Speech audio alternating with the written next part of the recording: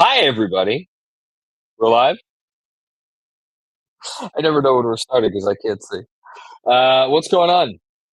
It's your boy, Jonathan Macri, with you for another watch along here as we watch our beloved New York Knicks face off against what is left of the Memphis Grizzlies.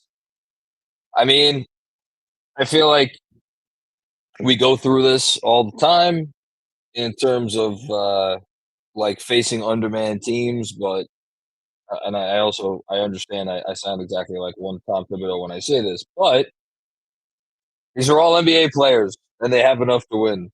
So it looks like the uh, Grizzlies tonight. Derrick Rose, for one, is going to be available. Looking at New York Basketball's Twitter account, and Santi Aldama, John Conchar, and Vince Williams Jr. Vince Williams Jr. is one of the guys that played well for them recently. Hey, Jeremy. Hello, John. Hello, everyone. Just going through the never-ending injury report. Which team? There you go. Doesn't matter. No. For Memphis.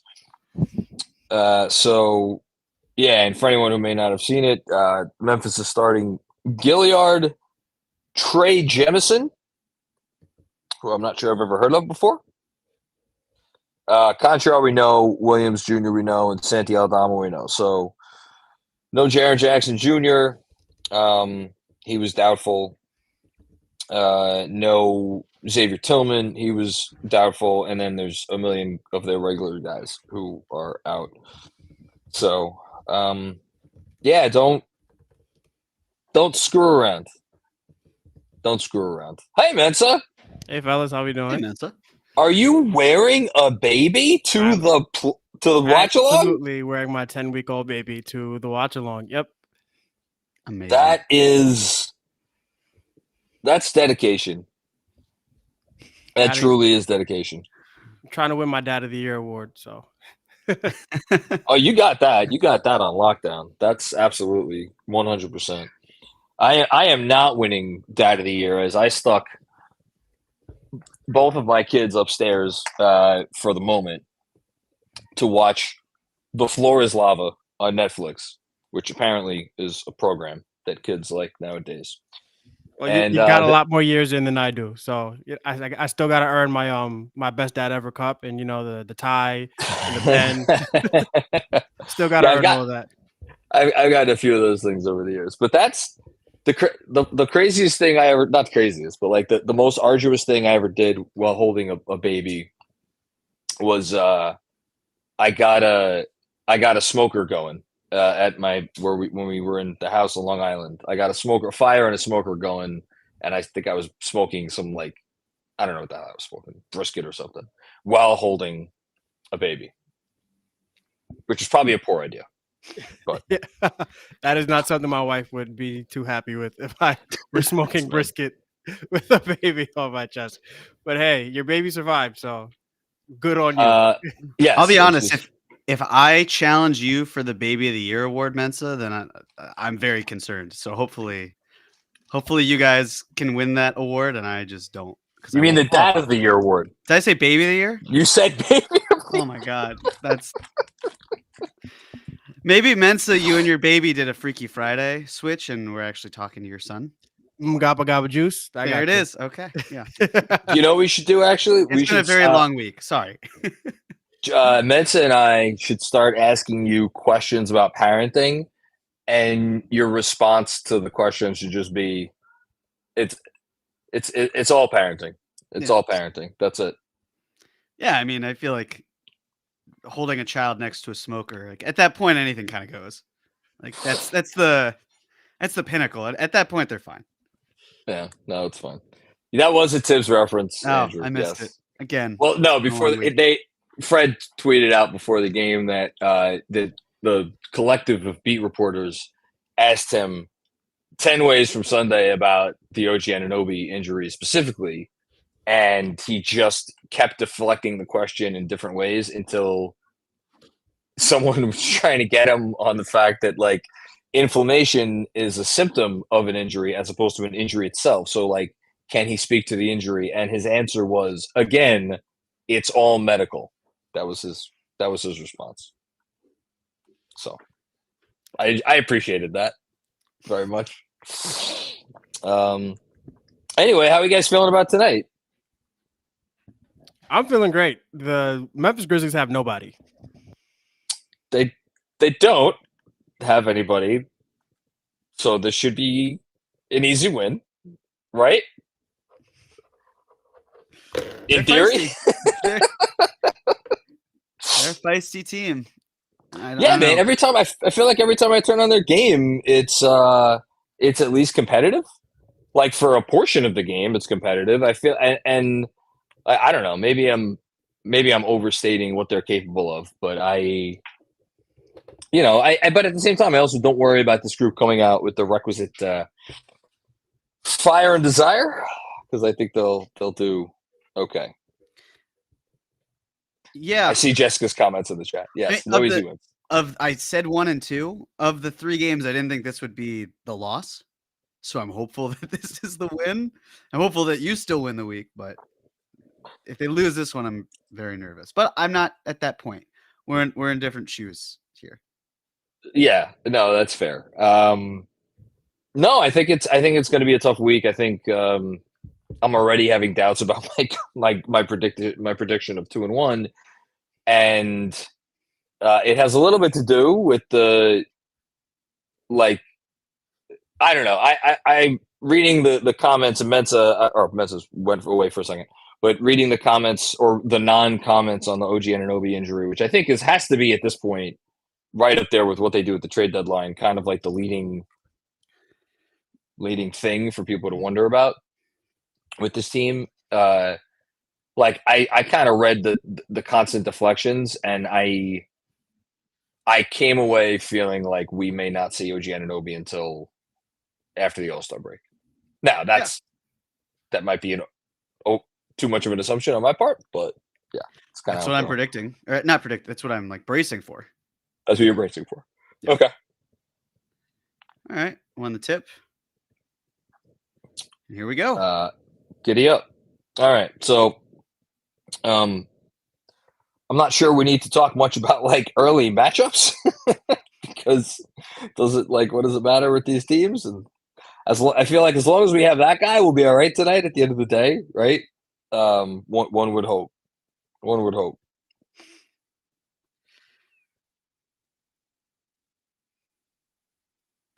So we probably what? I know it's 2-0, and the Knicks just got a steal, but this is the worst position to be in sports. As the Knicks are trying to generate some offense in a set that does not involve Jalen Brunson. That was a nice little action. This is one of those you can't win games because let's say they blow out the Grizzlies tonight. It's all right, even depleted, that's what they should do. If it's a close game, it's they won, but it took them, this sort of effort to win. And God forbid they lose, then that's obviously the doomsday scenario. I mean, I'd say just obliterating them would probably erase all of that. Yeah, but it's almost aren't they kind of expected to obliterate them at this point? Well, it depends what the spread was. I think that's a good indicator of what Vegas thinks they'll win by. 12.5. Oh, I thought it was 14.5, but okay, I'll go. Let's 12.5. That's fine. So we got an early 4-0 lead with a lot of Jalen Brunson, with one bucket from Jalen and one Kobe assist from Jalen. I just but I am still curious about how it looks, because right now with this group, I don't know how they're supposed to generate offense other than continuing to force turnovers, which would be a nice thing. Yeah, but on the flip side, how are the Grizzlies supposed to generate offense? Well, they're I don't know. I mean, look, any team can get hot from 3, right? Even this Grizzlies team. Sure, but if is that what they're living and dying by? That's how they're beating the Knicks? I guess. All right, so they're fire with fire right on cue. Yeah. So we got a DiVincenzo 3. So what I noticed on that, and hats off to Benji and DJ for working overtime yesterday between the X's and O's live stream and then the film breakdown they did, because I think the biggest takeaway that from their analysis of the end of the Laker game, the simplest thing the Knicks can do is just not have, and there's I don't even know who that was from Memphis scoring. Conchar. Somebody on Memphis, because it was Conchar. Okay. Yeah. The simplest thing the Knicks should do. What's that? Sorry, the shutout is gone. The shutout is gone. The simplest thing the Knicks could do to get more spacing for Brunson is make sure that Hart isn't the guy that's one pass away, because that makes it harder for any team to help off. And so far, at least as much as I've seen, they've stationed Hart in the corner more, and DiVincenzo is the guy that's one pass away from Brunson, so it makes it harder for the Grizzlies to help off, which has been great so far. Mm-hmm. So it's given them a little bit more spacing.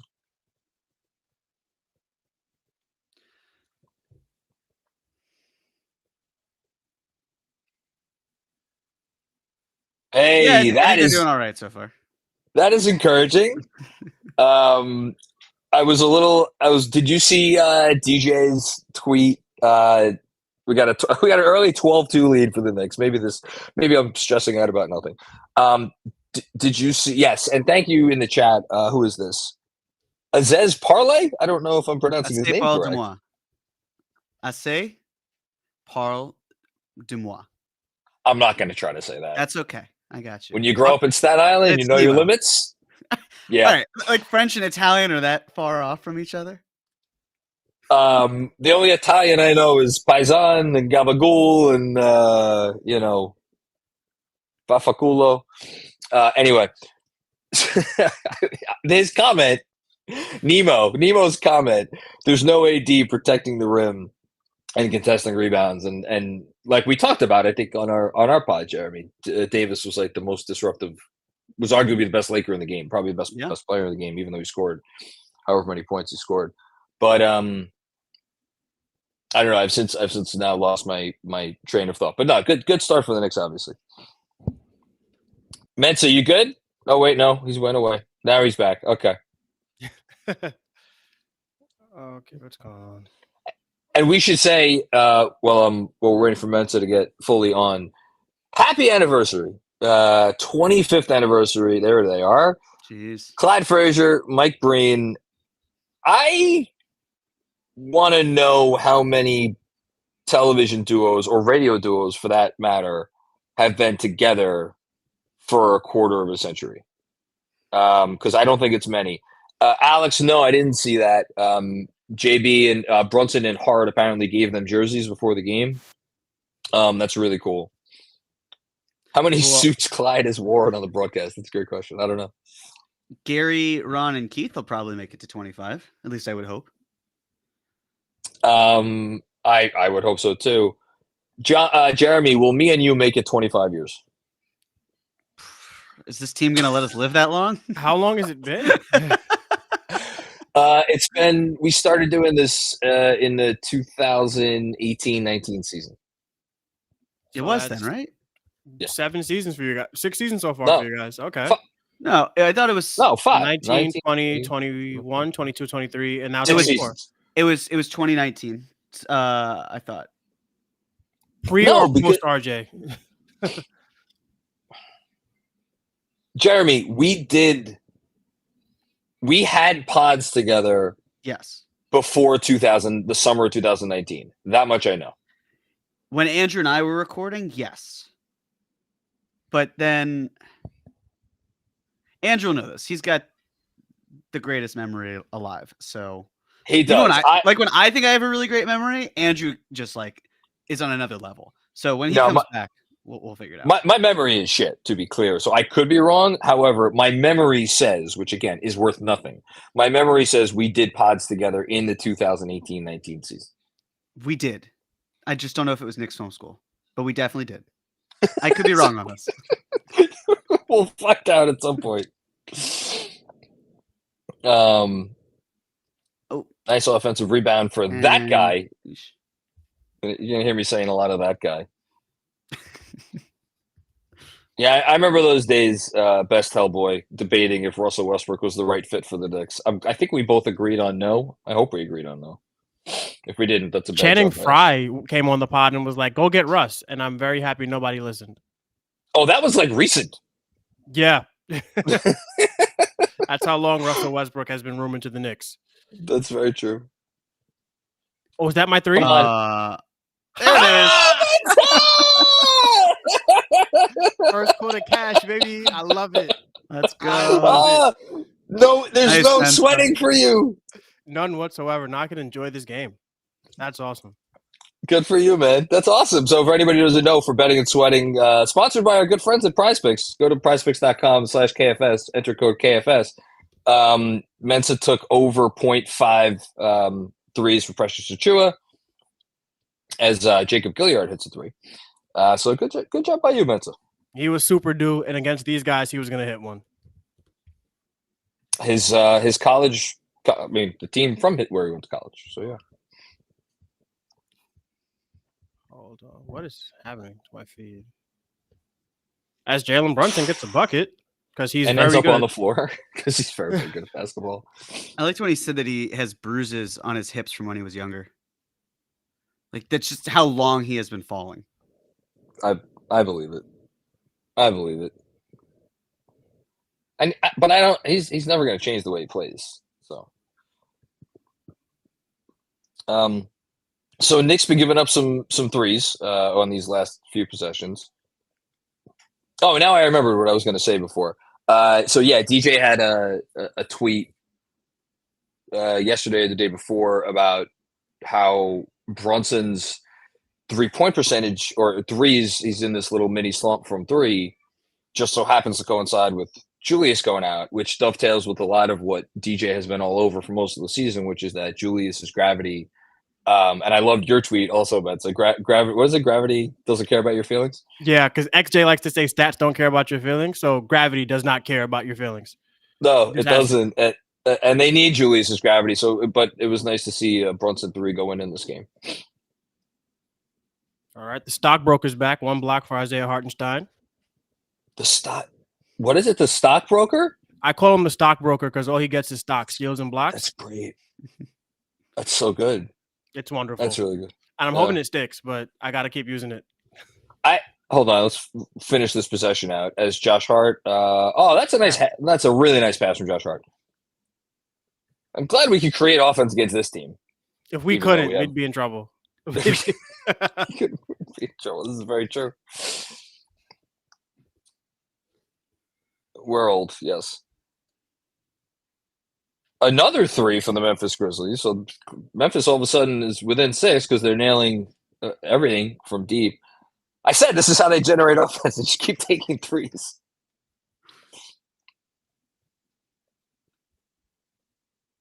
They cannot stop him. That's insane. He's getting wherever he wants. Is this going to be like one of those nights for Jalen? Maybe that's what we're in store for. All right, well, here comes Deuce. To play. This is my quick first quarter, by the way. Yes, it is. Yeah.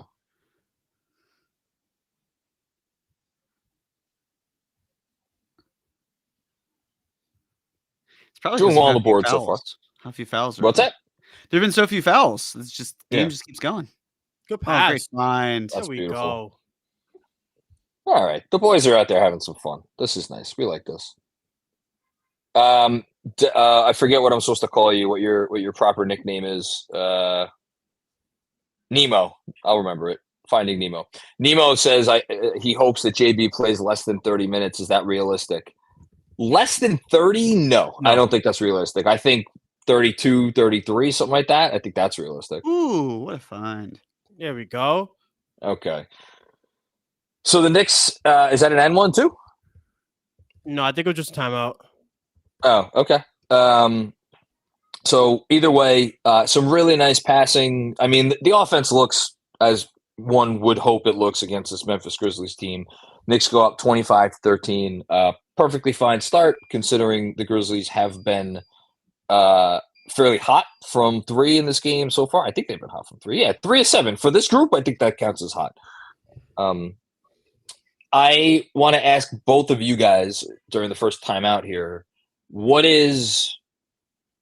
is there one thing you're most curious about as we get into the final 44 3 hours of trade deadline. Yeah, 43 hours before the deadline.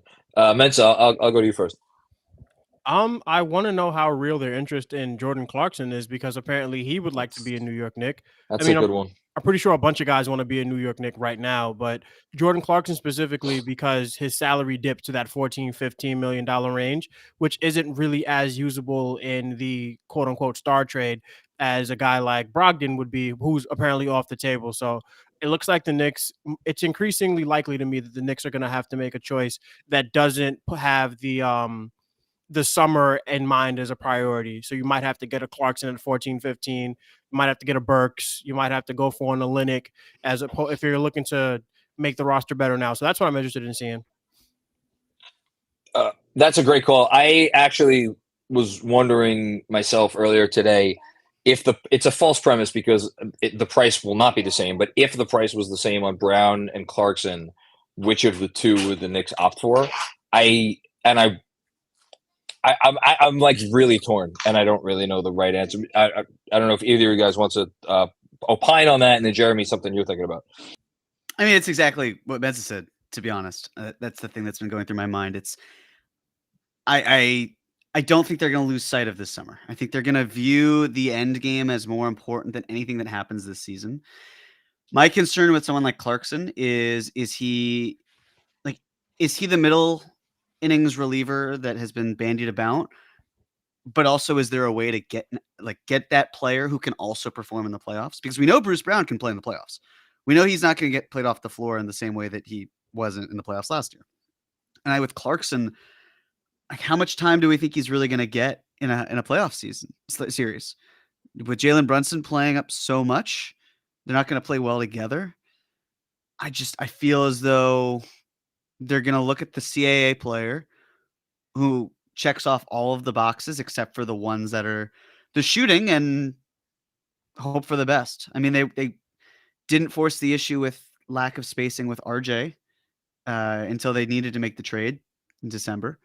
But last season, it's not like they were forced to it. So I think they're still going to focus on the grand prize. I don't think they're going to lose sight of that. And there's Taj. Hey! I heard everything you said, by the way, Jeremy. I feel that all sounds good to me. Yeah, I think you obviously hit the nail on the head. You do this for a KFS living. So, yeah, I have no retort.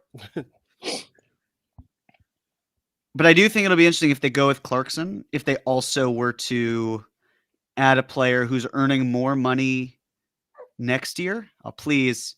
Oh, that would have been so nice. Like in the way that if you can't easily aggregate Clarkson's salary this summer, do you find, and I'm not saying this player, but do you find an Isaiah Stewart type whose salary is cheaper this year but jumps up next year? So if you need to package money to get to a certain amount, you're in a better space. That's interesting. I don't think it'll be Stewart just because it's a long contract and a lot of bigs, but just the prevailing thought that I've had.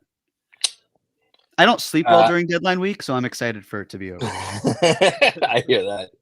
No, I hear that 100%. As Luke Kennard just hit a three, so 25-16 Memphis with 3 minutes to go in the first quarter. Again, Memphis, give them credit, they're hitting threes. Not really able to do much else on offense. What was that call?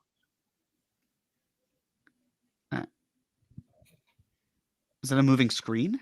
Oh, that's Derrick Rose. Oh, my goodness. There's Derrick Rose.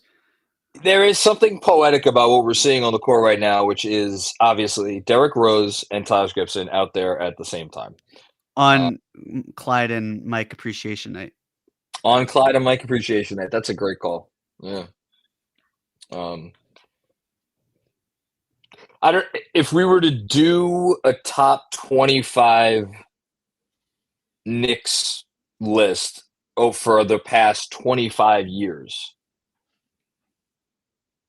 I think Rose would make it. I don't know about Taj. Taj would make my list. Taj would make my top 10 list. But yeah. 25 best players over the last 25 years? Maybe not 25 best, but like 25 most impactful, notable. Yeah, maybe impactful. I don't know. Because, like, yeah, or there better players that came through here than Taj Gibson? Sure. Like, I don't know, Al Harrington. I guess. Well, I don't know. But that's the thing is, I like, don't know about Taj Gibson's better than Al Harrington. My only memories of Al Harrington it would be of him hanging on the rim, causing us basketball games and otherwise meaningless seasons. But that's the only thing I remember Al Harrington for, is pissing me off. I think the thing about Derrick Rose is it's amazing how well the We Here season went, because it has completely wiped away the other season he was in New York under Phil Jackson. Was that the 2015 season? They saying we had the Supers team that season? They're saying it's us in Golden State. KP rookie season. I mean, that was that was KP's second year. That much. Oh my God! I hope I'm not wrong on this. Yes. I'm fairly certain it's KP's second season. Yes. Because but Rose was a 2016 free agent. 17. They traded. They traded for Rose. Yeah, they did. It's for but I'm saying because he only spent 1 year and then hit free agency, and then the Knicks used cap space for Michigas. Yes, let's please sweep that under the rug. I know he wasn't a free agent either. I'm saying he hit free agency the year later. Yeah. Yes. I'm saying, like, let's sweep those guys who they signed under the rug, because I don't feel like rehashing one of my most painful memories, the Ron Baker. I got to tell you, I know the opposing team just scored against us. There was a part of me that smiled inside when Rose just converted that bucket. Yeah, because we're way too good to be worried about this game. I was about to say, don't remind me I said that if the Knicks end up losing by 2 points. Which, like, you sure that smile is still there? I don't know. This game is already a little bit too close for my comfort. It's the first quarter. I know, but you know how I am. I know. Oh my God. That was ugly. Yikes. Disgusting. When's the last time Luke Kennard missed a three by he didn't hit the rim. Yeah, Nemo, I don't know how that wasn't a foul against someone on with Deuce. It sure seemed like he was fouled.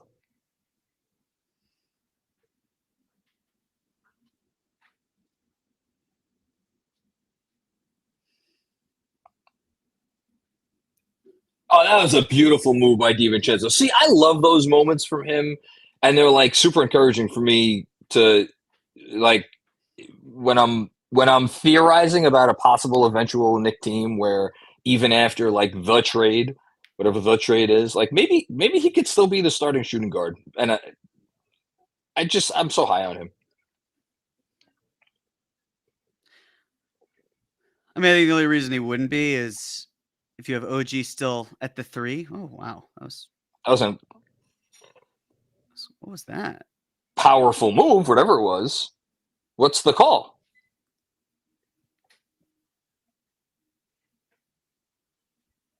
So just really quickly to touch on the DiVincenzo point, I'm of the belief that DiVincenzo, Anunoby, and Hartenstein are the best non-star, like, trio of starting 5 in the NBA. I don't think it gets okay. I think they're the best trio of supporting players in the league right now. With and what DiVincenzo does is so rare. To be a 90th percentile offensive EPM guy and play the game the way he plays, which is strictly out of the catch and shoot. He either catches and shoots, or every decision he makes is off the catch. You don't really see that in terms of guys with that impact the way he plays. So and then on top of that, he's making what, 10, 11, 12 million dollars. And especially with where the CBA is going, I don't think that when you're looking at first and second apron, you need a starter making the kind of money that he's making. And to have him be as impactful as he is, it's ridiculous. What the Knicks have done with, like, think about it this way. DiVincenzo and Brunson together they got paid less total money than Jeremy Grant got this summer. Which is wild. It's crazy. Speaking of crazy. Speaking of crazy, Jalen Brunson with a buzzer beater.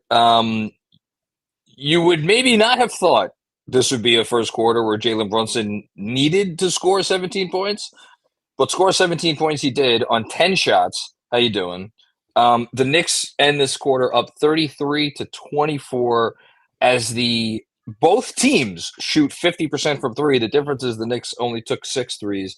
The Grizzlies, I guess the evolved Warriors over here tonight in Memphis, go 5 for 10 from deep. I'm going to go out on a limb, guys, and I'm going to say that the Grizzlies will not end this game shooting 20 of 40 from three. Do you think that is a fair assumption? Well, it's a bold move, Cotton. I love what you said, Mensa, and I love that you phrased it that way about the 3 best supporting pieces in any starting lineup in the sport. And is it close? I mean, I guess, is there a conversation around all right, well, Phoenix has Bradley Beal, so he's not a supporting piece. But honestly, who'd you rather have? Beal and whoever the hell else? I guess Beal, Nurkic, and I don't even know who their 5th starter is right now. Or the Knicks 3 guys.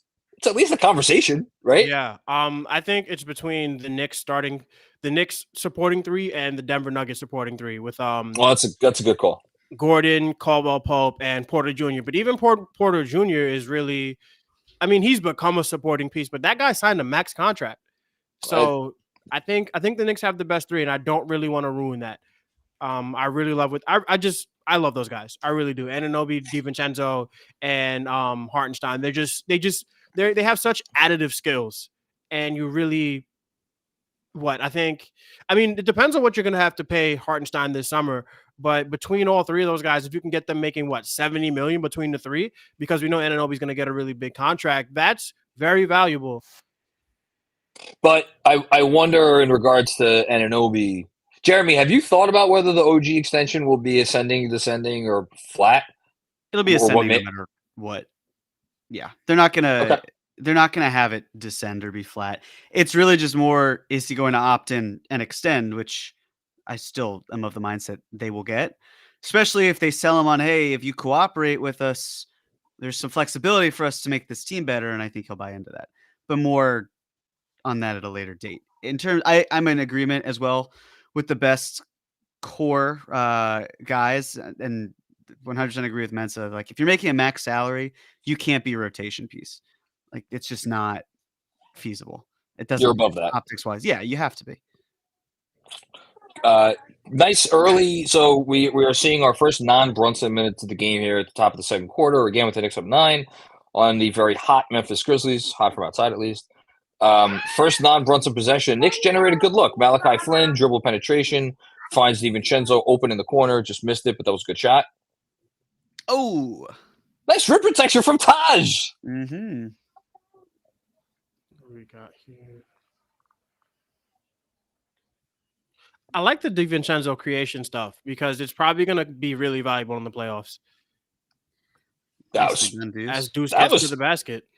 Very nice. Is DiVincenzo the second tallest Knick on the court right now? I want to say yes. He's taller than Hart, right? I think so. I thought he was an inch taller. Yeah, I guess that's a great call. How many times have we seen that? What is he playing, power forward? Is that what this is? No, obviously Hart's the power forward, but yeah, but still. Ooh, that's my power forward. What were you just talking about, Mensa? Come on, that's a beautiful move. You really need that in the playoffs, because when they start loading up on Brunson and Randall, you need a third guy, and I'm not sure that third guy is coming in the trade, especially if you're getting a Bruce Brown. So DiVincenzo has to really take these creation minutes very seriously. I don't think that third guy. I don't think that guy is coming in the trade. I would agree. Yeah, if it wasn't Brogdon, it's definitely not Murray. It's not. He's not coming. I mean, Clarkson, but I don't think. I mean, look, Brown could put the ball on the floor. Could we at least agree that Brown could? He drives. You know, I don't know how much he bends the defense, but he could put the ball on the floor and penetrate. I'm just not looking forward to the Josh Hart, Bruce Brown minutes that are sure to come. It's a spacing nightmare. You're not a masochist, Mensa? What's wrong with you? I do think, for what it's worth, I thought DJ and Benji ended their live stream, X's and O's live stream last night with a really interesting little conversation about like Tibbs. It's not like he doesn't value spacing. Tibbs values spacing. He values shooting. They instituted a 4-point line in their practice facility as evil Dante misses a 3. So like he values this stuff, but he values other stuff too. And it's just a matter of like, what's he going to do when it's the big moment? I don't know. I wonder how, we all assume he wants Brown. I think this was the gist of the conversation, but how much do we think he actually really wants Brown? I think he wants him a lot. Yeah, me too. I think he loves Bruce Brown. I think he'll find ways to mix and match, but he wants more dogs. Is it possible that if you're like Brown or Burks, who would you rather have? Is it possible he would say Burks? I'm just throwing it out there. I can't see it. Really? And I know he loves Alec Burks, but I mean, just Tibbs, huh?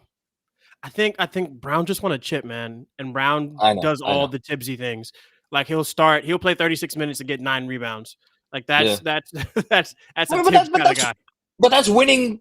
That's winning basketball, right? I'm not saying it's not. I'm just saying like what he does is the kind of things that Tibbs would value, and I do think that Tom Thibodeau looks at Bruce Brown and is like, this guy can be my version of Alex Caruso.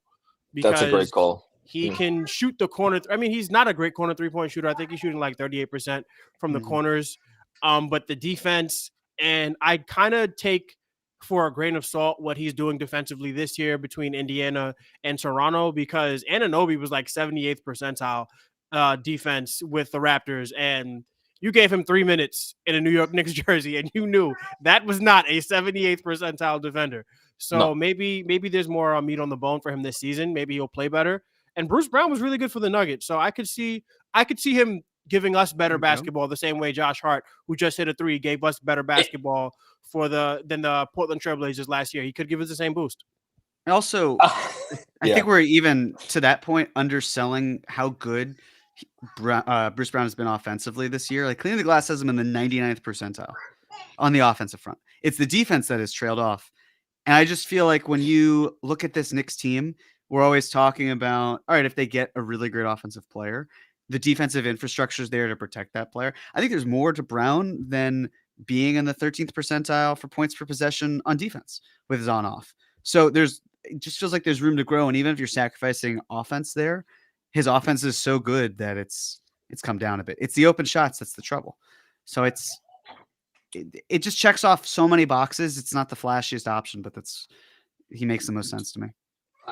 I'd be comfortable with it. I completely agree that it's really the thing that everybody's afraid of. Nice drive from, is that Aldama? I think that was Aldama. Mm-hmm. I apologize, guys, that I don't know how to identify every single Memphis player in this game. That's a bad job by me. I should know these uniform numbers inside and out by now. But like, it's really just the Hart. Ooh, okay, very nice from Deuce. It's really just the Hart Brown minutes together that we're fearful of, right? In the playoffs, and like, how many of those are we getting? The other side of that is there's a chance that the other team can't score against the Hart Brown lineups because they're going to be menaces defensively. Offensive, traveling, very nice. And can I just, again? I think part of the premise, part of the thing with the Brown trade. I think the minutes that he's on the floor with Hart, I think Brunson's going to be off the floor, which again, that sounds horrible because like, where are you getting your offense from? I think part of it will be Brown running the backup point with like Hart at the 2 guard and then OG, Julius, and then a center. Which, oh my goodness. That was Malachi Flynn. Are you still concerned? So the Knicks are up by 20 now? Yes. Yeah, I'm still concerned. Oh my goodness. Listen, all it takes is for them to let up for a 5-minute stretch, and that lead will be right back down to borderline single digits. It's the hope that kills you. I mean, what I will say is that we have seen copious amount of no-name basketball players come to Madison Square Garden and have a great game. And what are the Memphis Grizzlies but a copious amount of no-name basketball players right now? So, hey, it could be any of them. It's not like, usually it'd be like a Torian Prince or a Ish Smith or TJ McConnell Jordan, as I like to call him. It could be anyone. But with these guys, listen, Gilliard can do it. G.G. Jackson can just have a random off night. But that's just the PTSD that we have to get over. I don't think these guys are coming back. I think the game is over at this point, and we can have a nice pre-trade deadline podcast because I don't think we're going to be paying too much attention to the game going forward. I just realized that Andrew set me up with you two. This was a setup. This was a setup to drive me crazy because both of you were going to be like, the game's over, and I'm going to be here kvetching. Did I say? You appropriated that correctly. Thank you. No, I am not saying the game is over. Mensa is on an even higher level of optimism, which I respect. I can't get there, but I think I look like Mensa in comparison. No, you're 50th percentile. Mensa's 90th percentile, and I am like in the negatives. I'm in the red. I have the Luka Doncic of optimism. Speaking of Luka Doncic, so I'm obviously watching this on the playback on my laptop. Shout out, by the way. GMAC says we could be playing my high school team and you'd be swagging out probably. By the way, shout out to everybody watching on YouTube. Shout out to all of our patrons who are watching with us on playback. Love it. Alex is concerned. See, if Alex is concerned, then I don't feel silly being concerned. Speaking of Luka Doncic, I have the Nets and Mavs up on my second screen here, and the Mavs are running away with this game in Brooklyn against the Brooklyn Nets. Something just real quick. I don't want to focus on non-Knicks stuff for too long, but like the Pistons are getting clowned as the what the fuck are they doing team in terms of like, why are you not trading off all of these pieces, and like that's ridiculous. Are they covering for the fact that the Nets should be getting just as much smoke? 100%. I think the Nets and the Bulls are going about this the wrong way. Specifically the Bulls. The Bulls have no shot to do anything, and you have players that you can trade off for first round picks. If you look back at all the successful tank jobs, all those successful tank jobs are teams that had multiple first round picks in consecutive years. And you have an opportunity to get that with an Alex Caruso. You have an opportunity to get that with maybe a DeMar DeRozan. You might be able to get something good for him. But because they're in a big market like Chicago and they're cheap, they know that if they get that play-in revenue or a playoff game revenue, that they just make a ton of money. I was listening to the Hoop Collective podcast, and they were basically saying that the Bulls are like I think they get like the most net profit because they make money like the big market teams, but they don't spend money like the big market teams, which is a shame. So I would say the Bulls and the Nets, because why do you think that you deserve all the assets in the world for Royce O'Neal? Like it's ridiculous what they're doing over there, and they're going to end up suffering for it. I would agree. My only thought process that what you're describing is also the Pistons in terms of they're operating at a pick deficit over the next 7 years, but they don't really have a lot of good value to offer up to get first round picks. The Bulls thing has always kind of confounded me because I know this is a lazy reason. I recognize that. But like if you're Chicago, you look at a prospect like Buzelis, Lithuanian American, Chicago kid. The Bulls are in Chicago, run by a Lithuanian American. The talent would need to be. I just think there's like you get similar Derrick Rose vibes, and you want to go best player available, right? If they felt he wasn't the best player, that's fine. But it doesn't even matter because they're not even putting themselves in position to even be in the conversation again, or any of the top players. And I just I am with you, Mensa. Like it's staggering to me. I think with the Nets, they're in between a rock and a hard place because they're probably going to try to get Donovan Mitchell this summer. And if they can't, then maybe that's when they flip Mikal Bridges, who probably, I don't know, fetches more than right now. So I get why they're holding. I would trade Royce O'Neal. I'd probably trade Dorian Finney-Smith. Hopefully Derrick Rose is okay. Yeah. And but there's not a ton. Like they're not going to trade Claxton. I mean, they could, but they're not going to get much for him. I think he means more to them than any return because he's an unrestricted free agent. Yeah, it's just they're they're all in a rut. I don't get it. Not a good situation for any of those teams. Thankfully, the Knicks are not in that similar situation. So quick update here. Knicks up 52-28. Seem to be running away with this game. And Derrick Rose just had it was a breakaway layup attempt that he had what was momentarily, it seemed like a scary fall, but seems to be okay now. So that's good. We love Derrick Rose. Also, we've been talking over Bill Bradley, Senator Bill Bradley, one-time presidential nominee Bill Bradley, talking to Mike Breen and Clyde on the broadcast, which is pretty cool. I don't remember the last time he's been live on the broadcast. Feels like it's been a while. Yeah, it's great to see the last champions in New York basketball history. It's great to see them together, especially because they had they're still enjoying life, is what it looks like, and I think that's great for gentlemen of their age, and it's encouraging to see. It's a little bit of a wild sequence here on offense that ends with who was I can't even tell them apart. Evil Dante and Dante. It was. I think it was evil. It was evil. Okay. Can we start calling him Wario? I could. As Precious Achua learns the lesson the hard way. You can't go under screens on Santi Aldama. No. Bad idea. It's such a big Hartenstein fan.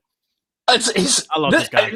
Has this not been kind of I know who we're playing. This has been a delightful game to watch because it's either Jalen Brunson doing Jalen Brunson things, which is always fun, or the Knicks are really. I like the way they're operating, right?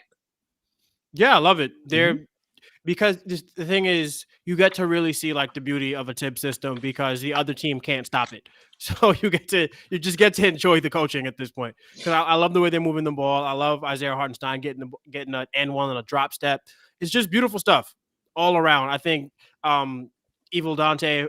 I call Dante DiVincenzo Carbone DiVincenzo or Dante Il Molino. So to me, the other guy is Olive Garden Dante. So Olive Dante is what I'll call him. Watching him hit a step back three was amazing. It's just, this is good basketball to watch. It was ugly for a little while, but now the Knicks are coming up against no resistance because the other team has clearly quit, and it's fun to watch. I can't listen to you talk like this. There's no quit in these Grizzlies, Mensa. I know they're down by 22, but they're on a 3-0 run. What say that? What say you to that? They have one NBA player. Nobody else. Well, maybe Santi Aldama, so I'll give him 2. Yeah, no, Aldama. I like Aldama. Aldama's a good player. But maybe you don't want him dribbling with his back towards the basket in 4 seconds. Jesus Christ. As they hit a 3, okay. Listen, man, they continue to hit threes as the lead is down to 19. I'm actually it's amazing that they have hit threes at the rate that they have hit. They're still 50% from 3. Maybe I'll wind up eating my words saying that they're not going to finish 20 or 40. And 1. Knicks get threes the old-fashioned way. It's fine. I know. This one's tough to be upset about in any way. So we got 60-39. Isaiah Hartenstein looks like he's about to go to the line for an and-one, which hopefully he makes. Bill Bradley's still looking good. Bill Bradley, one of the few, or in terms of players who have played in the NBA and are in the Hall of Fame as players, one of the lowest All-Star totals. Only made one All-Star team, and he is in the Hall of Fame. So testament to just how good that team was, and also how great of a college player he was. I think that should not be understated. Good pass. That's probably great pass. Excellent. The college stuff is probably a huge reason for why he got in. For sure, absolutely. Oh wow! Wait, great pass. Right. Another one. This is just fun. Okay.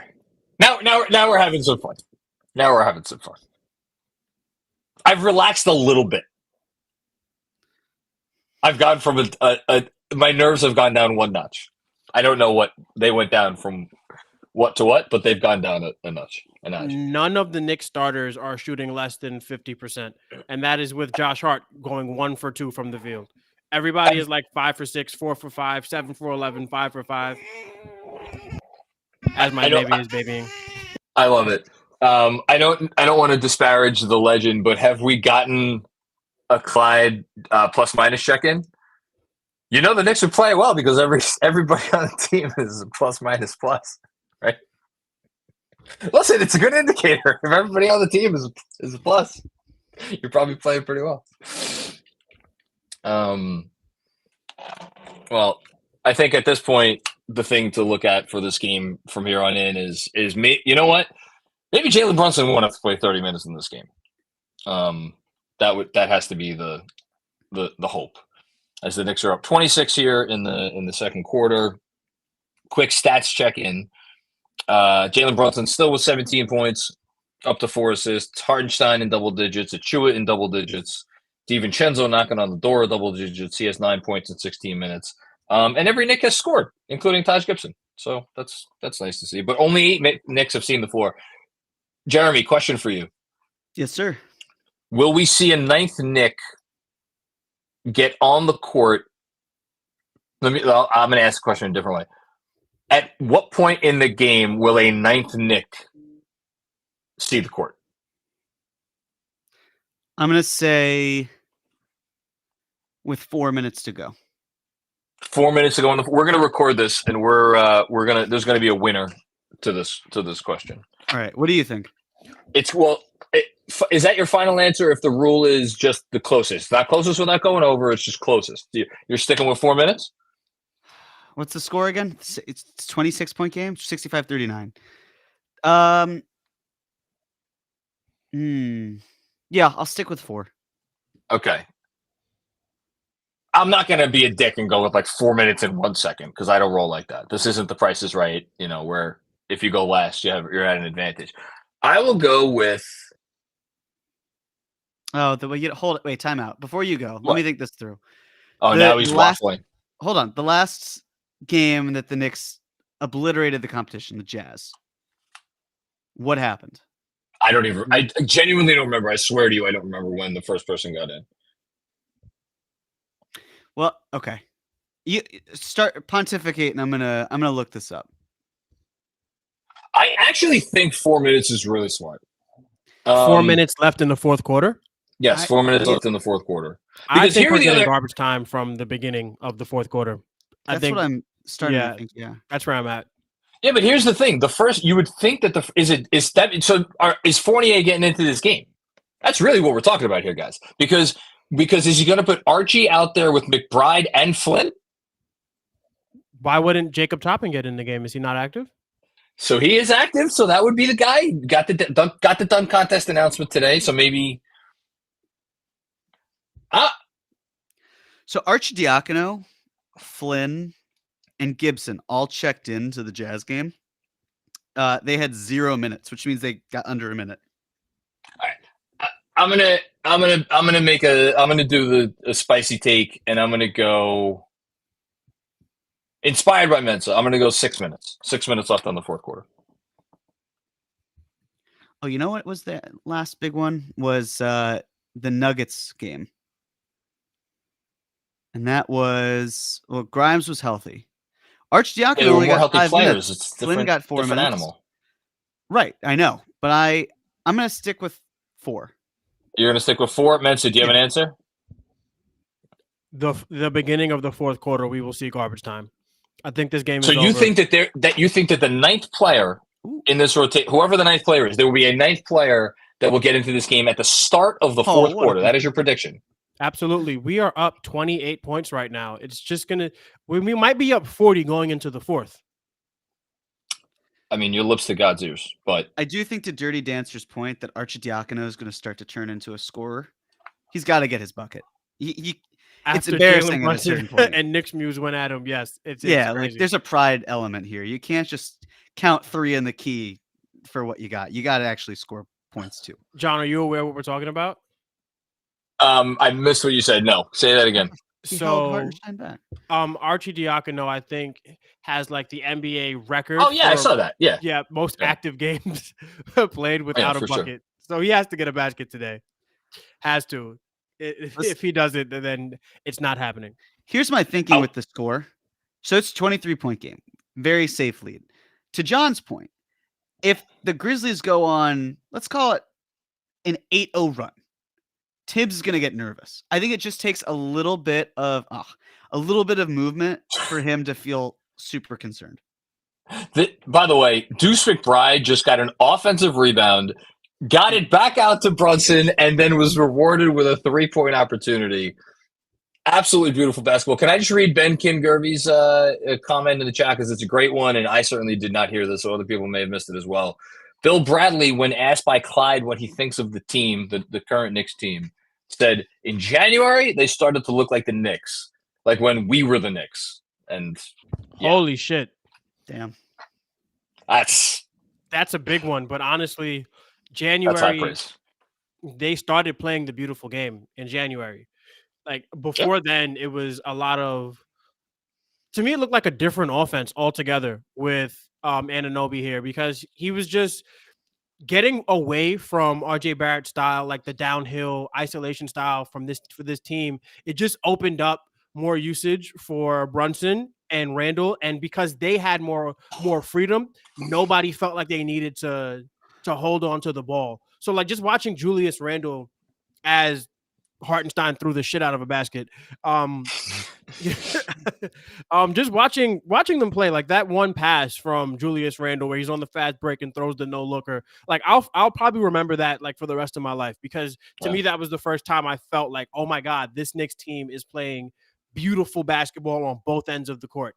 You know, it's just it's not like very often we've had as we're at halftime with 24, we're up 24, 46, 70 New York Knicks.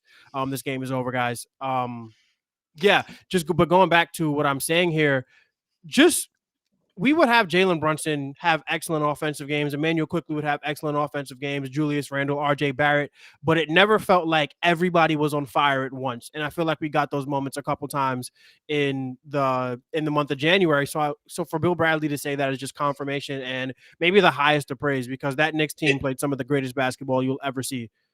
It is indeed. And on that note, I am going to do a quick halftime Zoom for all of my Knicks Film School newsletter subscribers. I'll be back in about 6 or 7 minutes.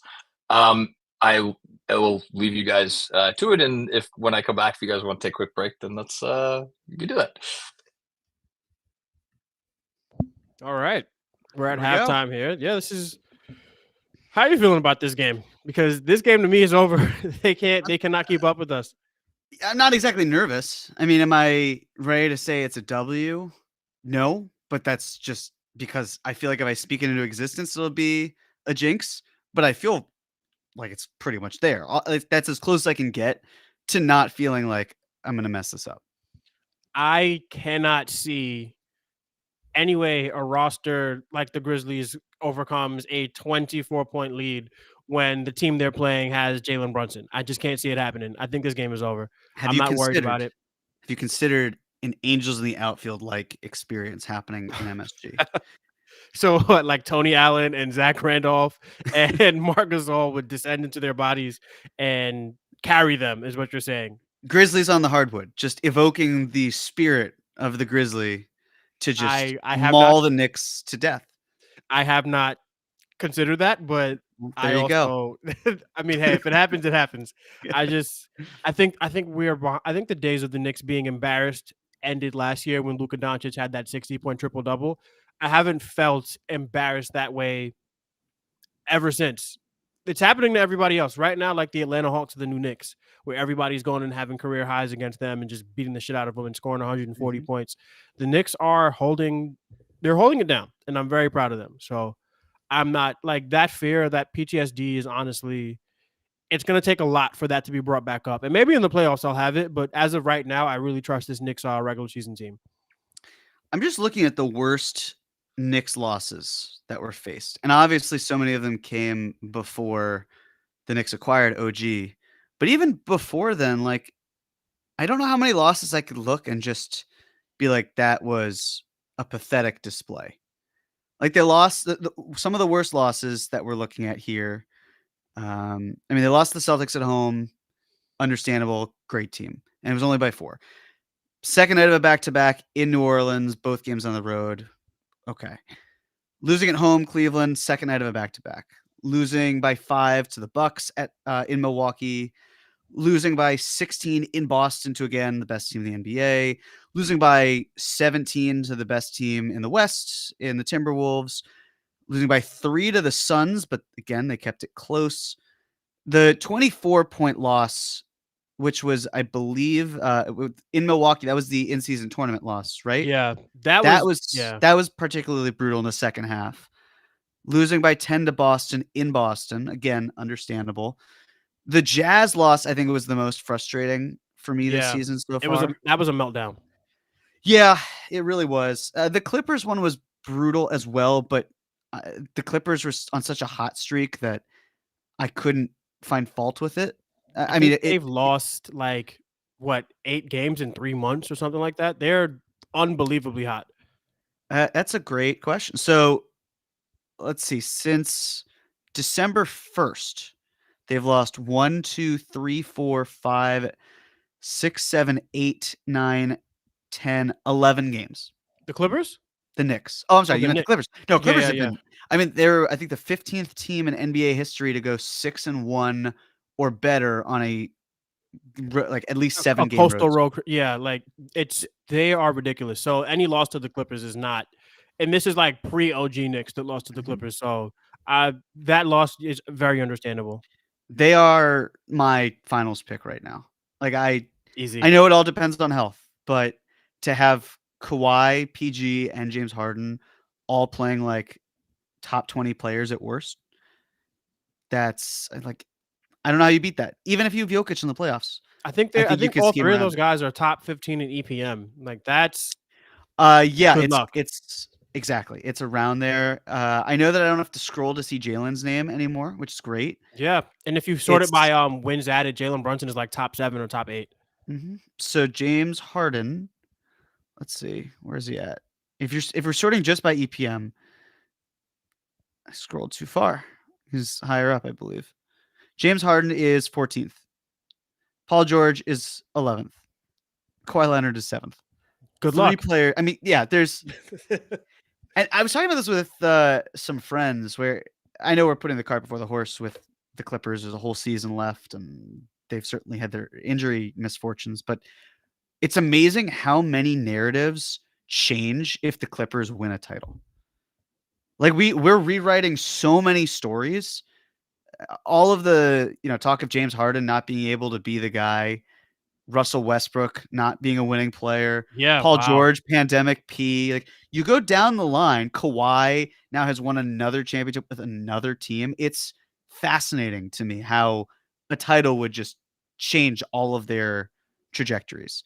I think they're fun. And the last thing I say before I turn it over to you is if them winning would, I feel like, kind of appease the crowd that doesn't feel like the Knicks can win a title because they're not in this quote unquote organic homegrown team. It's LA leveraging their market and their resources to bring a winner would hopefully be a good example for what the Knicks can achieve. Yeah. I just wanted to say that the irony of, I think if the Clippers win the championship and LeBron leaves, then LeBron will never be able to live down being run out of LA by the Clippers. So that's something that is just interesting. But yeah, I think this would probably be the first time that a team, what would their starting 5 be? Zubac, they got him in a trade. I think did they draft Terrence Mann? I think so. But they did. But even so, like your top 4 guys being Westbrook, Harden, PG, and Kawhi, all being acquired via trade all of them being acquired via trade or free agency. In the case of Russell Westbrook, that may be the first that we've seen, and it'll be really impressive because it, like you're saying, it would give a team like us a lot of hope because right now, I was talking about this on, I think it was either a podcast or a live stream we were doing about basically how the Knicks, you're seeing the value of our analytics department in the signings of Hartenstein, DiVincenzo, and Brunson, because we're going out there and we're identifying guys in a way that other teams just don't see it. Like to get Hartenstein for $9 million and probably be the highest bidder, to get DiVincenzo, maybe there was another team or 2 in there, but to outbid everybody by far for Jalen Brunson. Like you're talking about a $15-20 million outbid for a guy who is clearly a superstar at this point. That's the Knicks front office. It's showing you the work there. So to have those three guys, if you get Hartenstein locked up, and of course Jalen Brunson's not going anywhere, if you can make a trade to add to those guys, then you're seeing. And then with the Clippers winning, it's just, why, if they did it, then why can't we? Is what I think the mentality would be. And if they can get the monkey off the back, because listen, the Clippers have been such an embarrassing franchise over the course of their history. For them to get the monkey off their back, for us, you would have to feel like our time is coming. Exactly. And what you said brought up a fascinating point I'd never really considered, which is like the Knicks got Hartenstein from the Clippers, and like they clearly saw the value in him. They got DiVincenzo. He had last been with Golden State, which, I mean, look, they've had their flaws, but it's still a strong analytic team. Like they've done nice work going to teams that have had success and finding players and adding them to their team. But yeah, it's, if the Clippers can break that curse, and they already broke the conference finals curse a couple of seasons ago, for them to make it even further, I think that would absolutely be the testament the Knicks need. And as they continue building, and it's a great blueprint, and it'll be fascinating to see how many teams try to not duplicate it, because how do you duplicate signing one of the best players in the NBA and then trading for another one of the best players at the same time, and then trading for another one of the best players? It's stole him. Straight up stole James Harden. Yeah. And I think it's another thing about these big star trades, where this common thought of, well, it's not worth it. And it's like, well, it's not. The problem isn't making the all-in trades. It's the timing of the all-in trades. It's the quality of the players, and it's being able to make those all-in trades and not have the opportunity costs that come with it. Because the Clippers, I mean, obviously there still has to be a story, or like the ending has to be written for them. But if you asked LA right now if they would do the trade all over again, I mean, they would say yes. And I think that the Thunder, they would say yes. And I think it's a testament of like, two teams can indeed win a trade. It doesn't have to be one or the other. The Thunder obviously did very well with SGA, and the Clippers are going to be a top-seeded team. And I believe that unless the Nuggets have home court advantage, they're not going to win the NBA Finals. And I think that the Clippers can go into any building and win. And I think there's going to be some real extra motivation of, this is our last year in the arena formerly known as Staples, or the center formerly known as Staples. Let's go out with a bang. Let's win before we go to our world famous toilet bowl arena. And like, let's raise a banner in our stadium, and let's close out the Lakers and LA with a championship in our own arena. Yeah, I think it'll motivate them a lot. It would be a great story for them to go into their building and hang a banner like in the inaugural season. I think that would be great. Yeah, no, the Clippers are, I think when you look at the SGA trade, obviously, like if we just go by EPM, I think SGA is second in the league in EPM. If you're telling me one team got the second best player in EPM, and the other team, because they gave up the second best player, got the 7th and 8th best players, and also had room to get the 5th, like the 14th best player, like you can't complain about it. They did really well.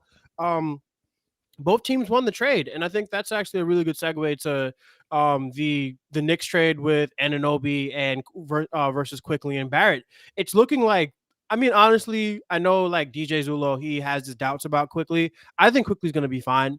I don't think he's the player that he's displaying to be right now. He's probably just, trying to get his footing. And watching what Darko is doing with RJ Barrett, just getting so much juice out of that rock.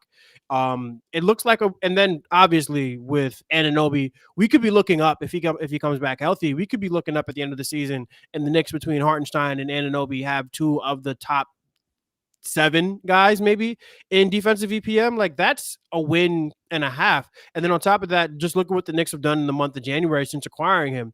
13-2, I think, was the record. It's just, that's a win-win trade. And I think we need to start moving away from who won the trade and get back into what trades are for, which is, did this trade benefit this organization today for what their goals are? And I think that's what the Raptors didn't get better, because they traded a lot of guys. They traded Pascal Siakam as well, and they're a lot worse, but they got what they wanted. They got two good young basketball players that are probably going to be on their team for the foreseeable future, and the 31st pick in the draft for OG Anunoby, who was not re-signing there.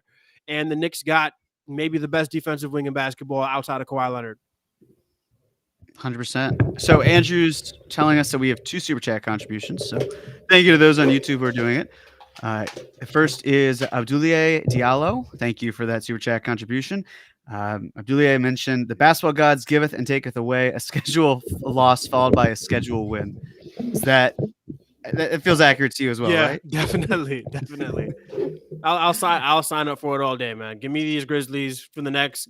Give me these Grizzlies, and then give me the Cavs schedule for the month of February, and I'll be very happy. Man, the Cavs are gonna run away with the 2 seed. It's over. It's over. But hey, the fight for the 3 seed is still there. Tingus Pingus said, love Hart in regular season, but because of lack of shooting, scoring, I'd be terrified if he got playoff minutes. Top 5 realistic replacements for him, including point guards. I would be shocked if Josh Hart did not get minutes in the playoffs. There's no way. I don't think that there are, to answer your question, Tingus Pingus, I don't know what the top 5 realistic replacements for him would be, because I think he's just going to be used excessively. I would assume that maybe a lot of the minutes that Hart got last year, OG would get in his place, but I just don't see too many options except for maybe Bruce Brown, who we've talked about. I would say that the 3 non-shooters thing is a real problem, and in Tom Thibodeau's Knicks, you are going to have a center who is not a shooter, and Josh Hart, who is also not a shooter. So I think Josh Hart's utility in the playoffs is going to come down. His utility will be his utility because he's going to get back-breaking rebounds like he always does. It's going to come down to, will Julius Randle be a more willing shooter?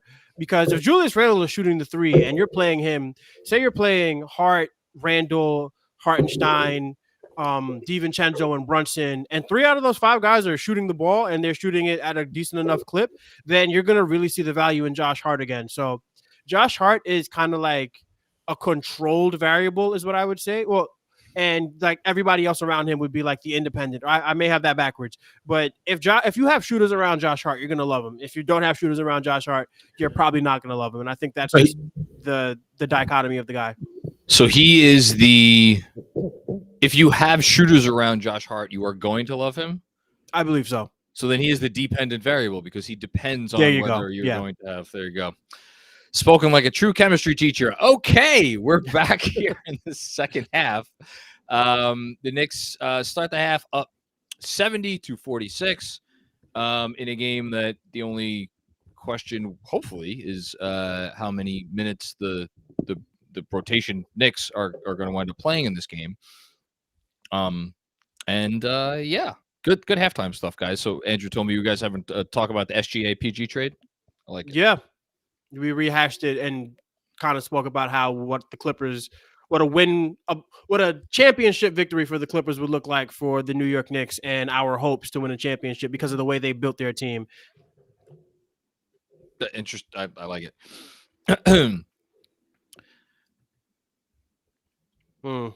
Yeah, Jalen Brunson really misses Julius Randle with those threes because he doesn't get open ones anymore. I mean, they're all pull-ups, right? Yeah, pull-ups or like off that DHO that he just got from Hartenstein.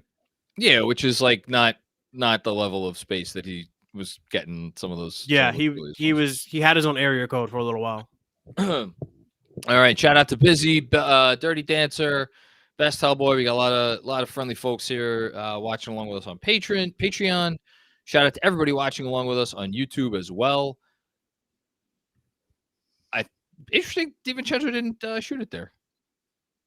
I thought he had a good look, or even a dump off the Hartenstein, but traveled. No, wow. Foul on the floor. Okay. Knicks don't want to get too cute here. Again, 21-point lead. Not nervous. John, when did you say they were emptying the bench? You say 6 minutes? I said 6 minutes. You said 4, and Mensa said the beginning of the fourth quarter. I mean, I hope Mensa's right, but I don't see that happening.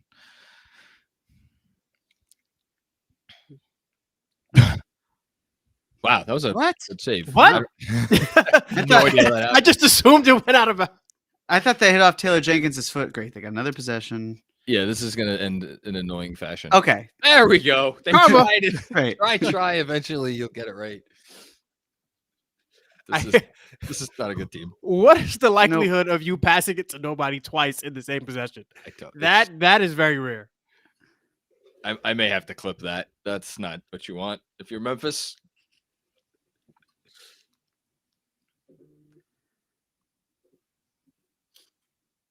Okay, Knicks up 21 with Jesus about Christ, 9 Knicks- minutes and 30 seconds Next left down. in the third.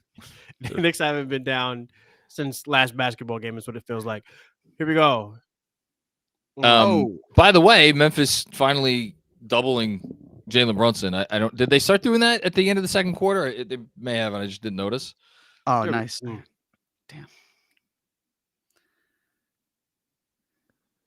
Yeah, I just like at this point, it's just keeping the not keeping the motivation, but just like trying to. I can't imagine how hard it must be if you're anyone on the Knicks right now to stay sharp and stay like as sharp as you would be if it was like a third quarter against a real team. What was that shot? My goodness. It was not a good. Got to shot. give it to Precious there, or not. Mm. I'll take the automatic points. Yeah, me too. I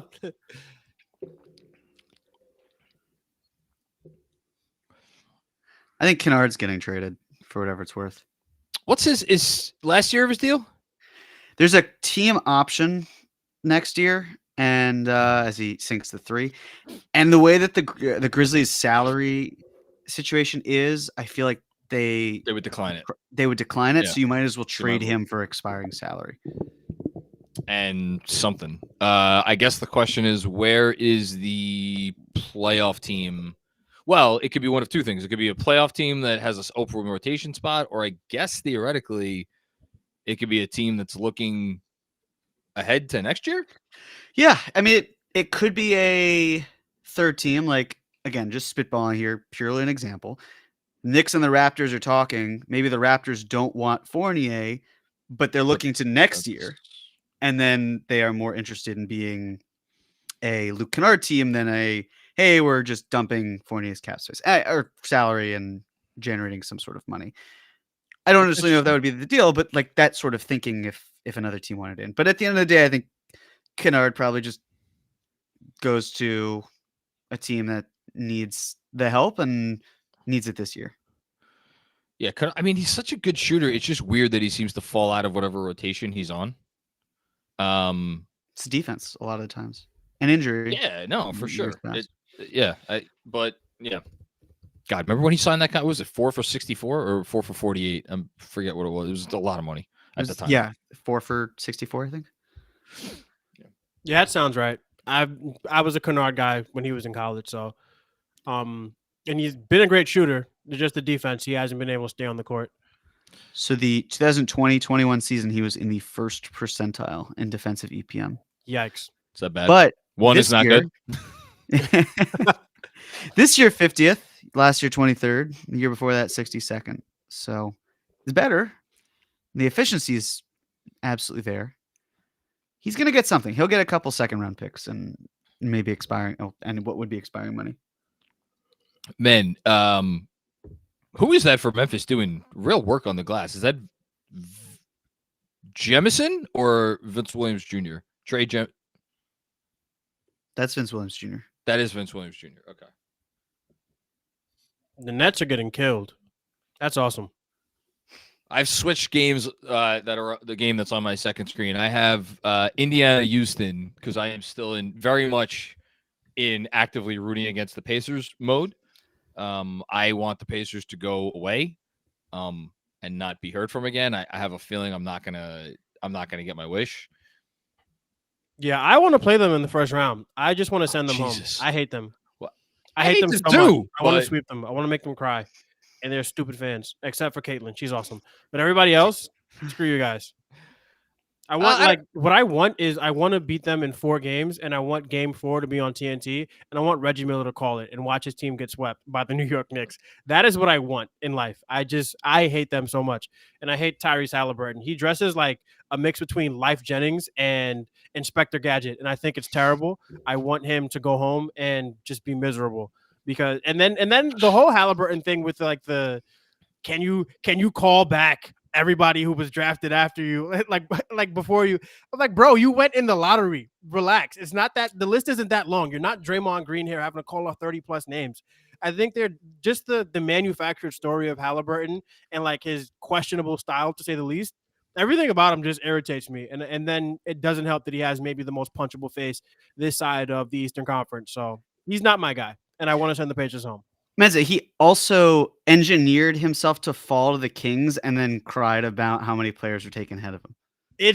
I'm happy you remember that because everybody was like, oh, why didn't the Knicks take him? Halliburton is CAA. If he wanted to go to the Knicks, they probably would have taken him, but he didn't want to be there. He wanted to be with what's the guy's name? Walton. He wanted to be with him, and he wanted to come along slowly, and he bought into what they were selling and all that sort of shit. And then they shipped your stupid ass out to Indiana the minute they could. So I'm very happy that he got traded, and I don't want anything good for him. He's a great basketball player, though. I will say that. I would like to make a few comments. One, shout out Dirty Dancer in the chat, said the same thing about he wanted to be a King.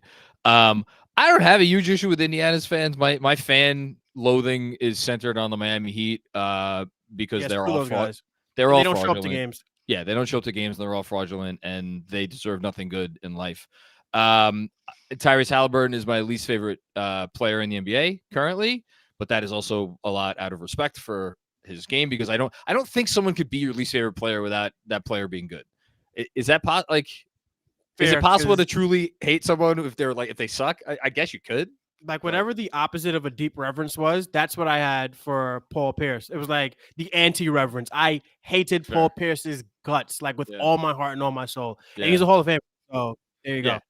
No, for sure. And I am, let's just say, less confident that a first-round matchup with the Pacers would be a sweep. I think we would win, to be clear. I think we would win the series. I think with a team that plays like that, you're going to get a couple of variance games where they're just not going to miss from 3, and you're probably going to lose. Hang on. You telling me, John, that you're nervous about a matchup? Are you what? The thought of actually sitting down and trying to rank like which teams I want to play in the first round, like 1 to whatever, I'm not sure I'm mentally or emotionally prepared to do that today. But I'll get around to it. I just feel as though teams that are so strong offensively but so weak defensively, it doesn't often go that well for them. Granted, their half court offense is probably pretty good where they can stay afloat, but I just think that they're a very good regular season team, and I'm skeptical about what they will do in the playoffs. I could see them winning the first game against the Knicks, and then the Knicks just winning the next 4 in a gentleman's sweep. I do not believe that they are a team that could go all the way as currently constituted, or even honestly make it to an Eastern Conference Finals, unless like really there were some serious matchup benefits for them. But like, I think they're a good basketball team, and like you just watch them play, and they're so. Their ability. This is gonna sound like damning praise.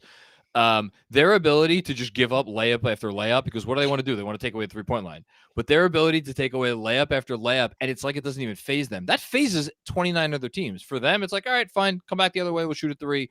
We'll get it right back, or we'll get more back than we just gave up. But they've bought into that. Now it's not always going to work, but they have bought in. I respect that from that perspective. That's all. They're 26th this season in defensive rating.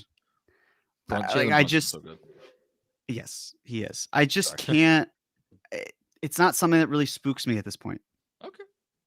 I envy you. You both of you and Mensa. I will just say that they have false confidence against us because Halliburton only played, I think, 20 minutes in the matchup that was close.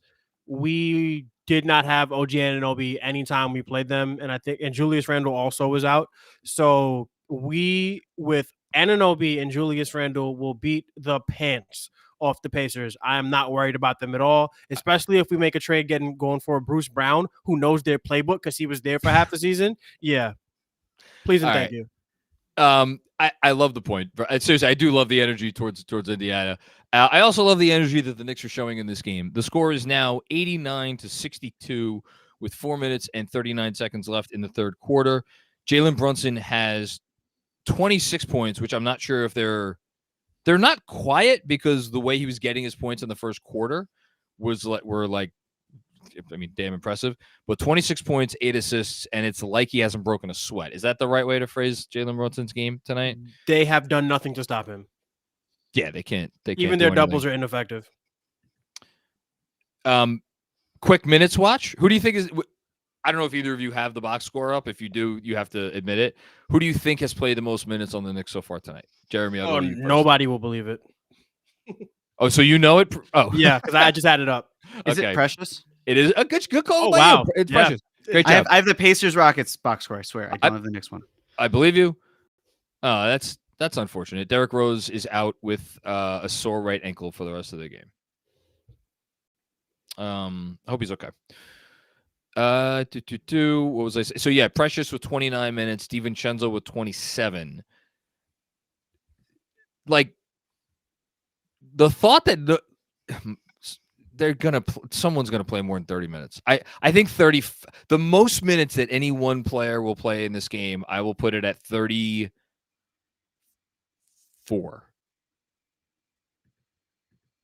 I'll put it at 34. See if I'm right. I don't see it. You don't think anyone plays 34 minutes? Because the guy that I would have playing 34 minutes, well, maybe Precious. Yeah, Precious. Precious will play 34. I was thinking of I hate to say this the way I'm getting ready to say it, but I was thinking important players for the Knicks. Precious is not one of the top 5 guys that I think are important for the Knicks. He's been very important recently, but he didn't when I was thinking. I was thinking of tier 1 New York Knicks, and Precious is not a tier 1 Knick. That's better than saying important. So I'll say tier 1 Knicks. Precious is not tier 1. He's tier 2 or 3. He's not tier 1, but so whatever the upper the players who are playing tonight, Brunson, Hartenstein, DiVincenzo, they're all upper tier guys. Yeah, Hart, I feel like is he's a tier 2 guy. He's important to the team, but as far as production, he's a tier 2 guy. If he's tier 2, then Precious and McBride are tier 3. Yeah, definitely. That's okay. where I'm at. I think they're solidly low tier 2, upper fine. 3. There are games that they would not have won without Precious and McBride. So that says definitely. A lot about the organization. It says a lot about them, that they have that level of player stepping up and making real differences in important games. Yeah, that we all have that picture saved to our phones with Hartenstein and Precious yelling at each other. So that was awesome. For sure. Okay, we're back here. Memphis back on the court with the New York Knickerbockers. Again, 80. Jesus Christ. I actually feel a little bad. It's 89-62. The Knicks are up. The Knicks still defending like they're playing. You could say that this was a 2-point game with a legitimate opponent, and the way they're playing defense right now, which you love to see it. I have a quick question. So they're saying that the Knicks are like how there was Heat culture, there's Knicks culture. One thing Andrew says a lot about Heat culture is that Heat culture was specifically just drafting Dwayne Wade. Would you say that Knicks culture was really just signing Jalen Brunson and then everything else became Knicks culture? Or do you think there's more to it than that? I'll let Jeremy answer first. I think I know what John's going to answer. It's Tim. I don't know if you know exactly what I'm going to answer, but you probably guess some part of my answer. What I'll say is this. The Knicks they went out and got Jalen Brunson, who embodies so many of the traits that his father has. And his father, I'm sure, is his own individual, but certainly worked and has extensive experience with Tibbs. I'm sure that helped shape him, but Jalen is his own person. I mean, if we really want to begin this, it's even further back than Tibbs. It is Leon Rose hiring the right people to be in place, from a front office and a coaching standpoint. but talent is the most important thing. You could be the most talented executive or coach, and it won't matter if you don't have the talent on the court. So it's hard for me not to say Jalen Brunson as he misses a free throw. So I will go with Jalen Brunson, because if you look at what the Knicks were in the We Here season, it was fantastic, but it was unsustainable. It felt unsustainable, at least maybe not in the heat of the moment, but in reality it was. And then the 2021-22 season happens, and it looks bad. And then the Knicks get Jalen Brunson, and everything kind of gets back on track. So it's hard for me not to give the credit to Jalen.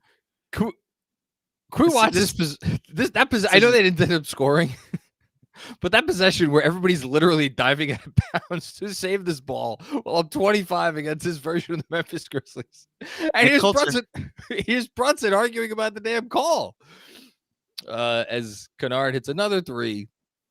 The freaking Grizzlies really are not missing from deep. To cut the lead to 22. Here's my answer. I think Brunson is the omega for the culture. The culture was not complete until Jalen Brunson arrived, but I don't believe that one player can make that was an unnecessarily risky pass, Isaiah. I don't believe that one player can make a culture, or one person can make a culture, and that includes Brunson. I think there needed to be some level of infrastructure here before he arrived here, and as Jeremy said, that has to do with a lot of people. I will probably give Leon more credit than most, because I think I'm more of a believer in the boogeyman that is James Dolan in terms of his negative impact on things in that building.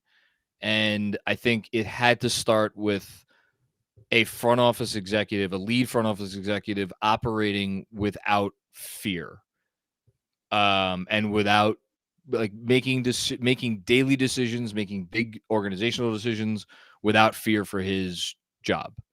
And Leon did that from day one, I think, with the understanding of what the assignment was, right? Like, we want to build a winner here. We want to get fans on the Garden. We want to have people cheering for the Knicks. We want exciting basketball for the entire season, like the whole thing. Like, he understood the assignment, and that's, whatever. But it was not a culture of fear the day he walked in, I don't think. And it was a culture of competence. So I give Leon more credit than Tibbs for sure, but I think Tibbs was also an instrumental part. And then Brunson obviously finished it off. And a lot of other people too. So I guess, well, those are great answers, and really good perspective on the question. For me, what I would say is you can't make a margarita without tequila, right? And I like that. That's good. When you think about like the Heat culture being basically Dwayne Wade, right? When you think about the Patriot way, and as Andrew's commenting that I ruled, thank you, Andrew. It just reminds me, because like, I hate the Heat and I hate the Patriots more than anybody, and I can tell you that the Patriot way was not Bill Belichick. The Patriot way was definitively Tom Brady being Tom fucking Brady. The Heat culture was drafting Dwayne Wade. So while, yeah, you do need the triple sec and the lime juice and the agave, and that would be all the other actors, whether it be Julius Randle first showing up, or Tom Thibodeau getting Julius Randle to be an all-NBA basketball player, or Leon Rose spending all the money on an analytics department and finding guys like Hartenstein, finding guys like Quentin Grimes, like Emmanuel Quickly, finding guys like Jalen Brunson. Those are all really important, but Jalen, like, you can have all of those things work, right? But without Jalen Brunson, if they didn't find a Jalen Brunson, their time would be running out. It just would be. Jalen Brunson bought these guys so much time just because he is the main attraction. So I do think that, like, you need a platform for your culture to exist upon, right? And Jalen Brunson is that bedrock. He is the foundation, and it shows you everything else, because no one man is an island. It takes a team thing, and I believe what Jerry Krause said, that organizations win championships and everybody booed him. I was like, why are you booing him? He's right. It's 100% correct. It's a correct statement. And you're seeing it, that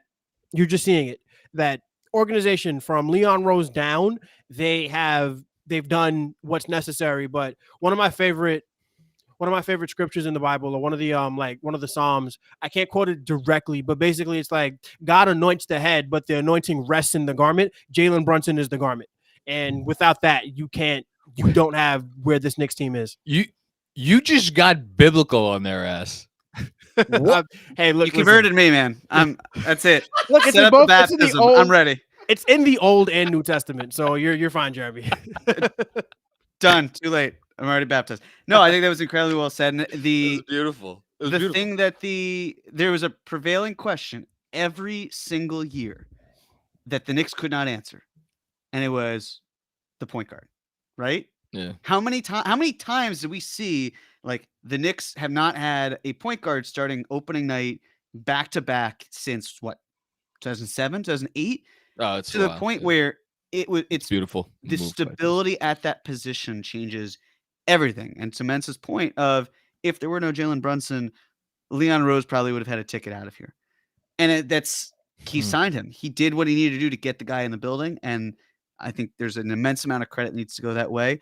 But without Jalen Brunson, yes, he is the straw that stirs the drink. He does so much for the team. Without him, you trade for Josh Hart, it's a different situation. You probably don't get Dante DiVincenzo. You don't add these core pieces around him that help empower everyone and help make the team better. So it's for me, it's got to be Jalen. And I'll go back to a moment that I've cited a few times or in the past, and I'll cite again now. When right after the Knicks got, decimated isn't even the word, by the Dallas Mavericks on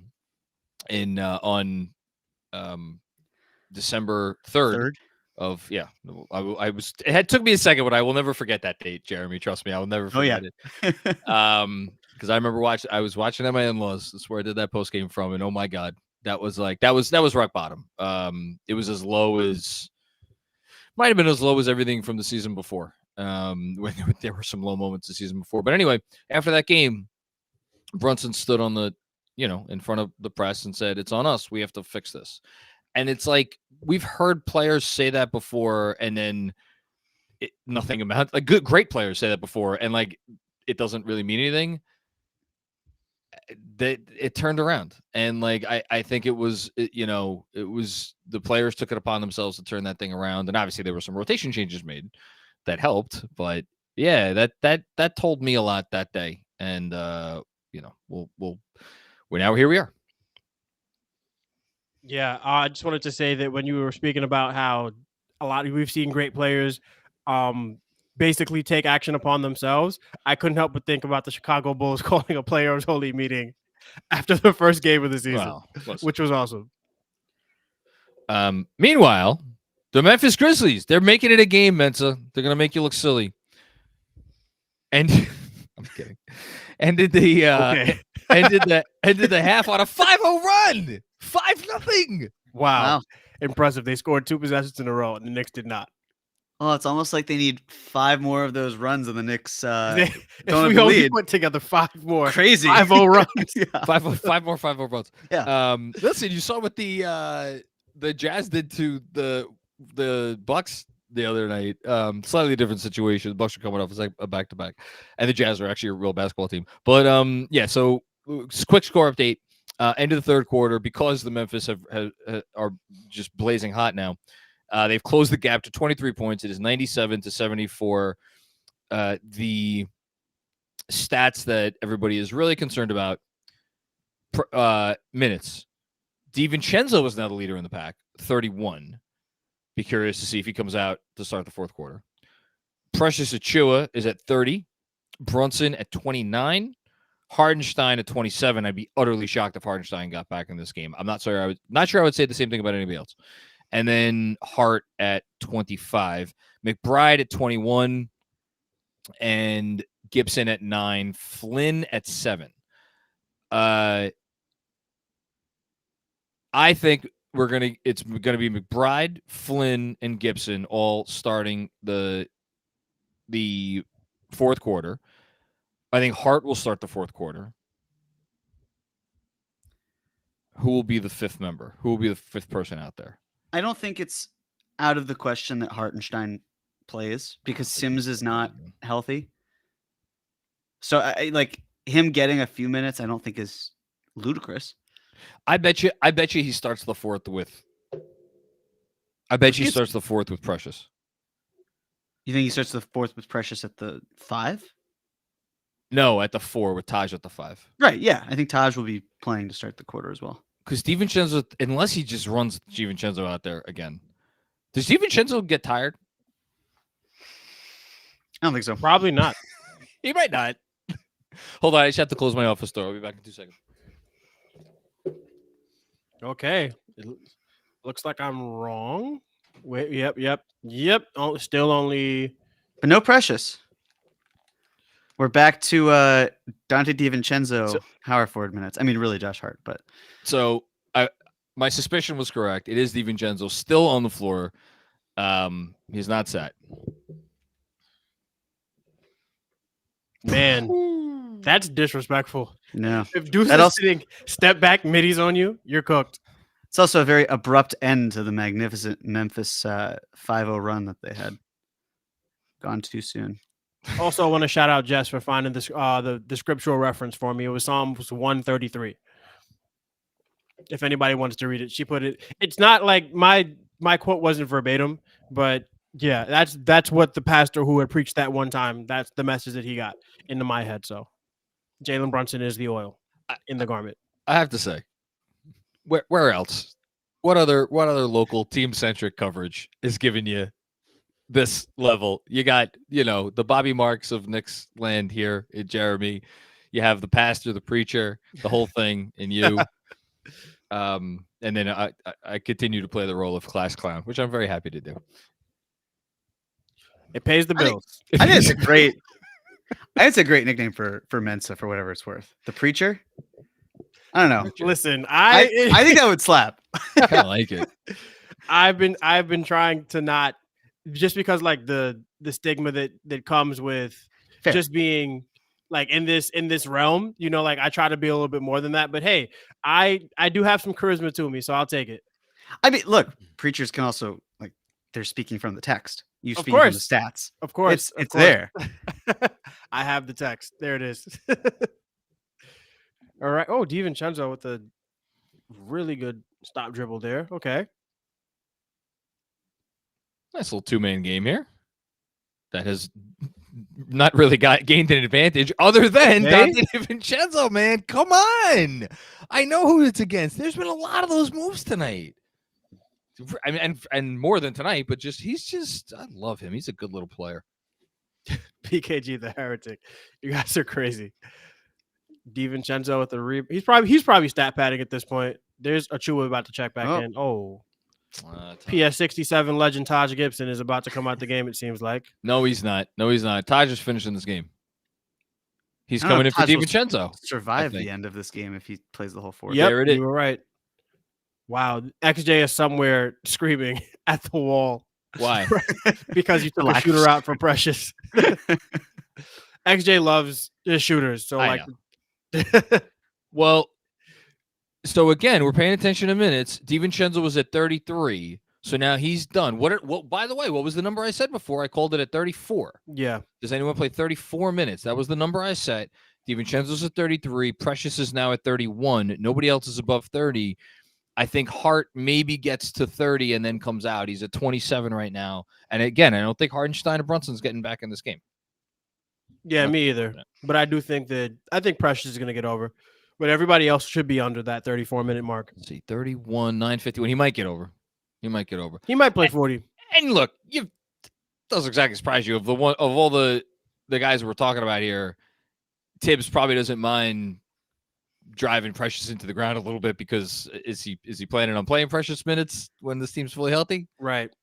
And then it's good for Precious, because Precious gets minutes and he can put some good, basketball on tape, because he's a restricted free agent. I have a hunch that he's probably going to be unrestricted. I don't think the Knicks are going to pick up that option for him, or the qualifying offer, I should say. So yeah, he's getting the minutes. Oh, good move, Josh. Nice job. But he's only moved, but he does it so well. Yeah, he's like Ahmad Bradshaw to me. Mm-hmm. Just like, you need a third down, give it to Josh Hart. So Mensa, you are 3, 2, 1.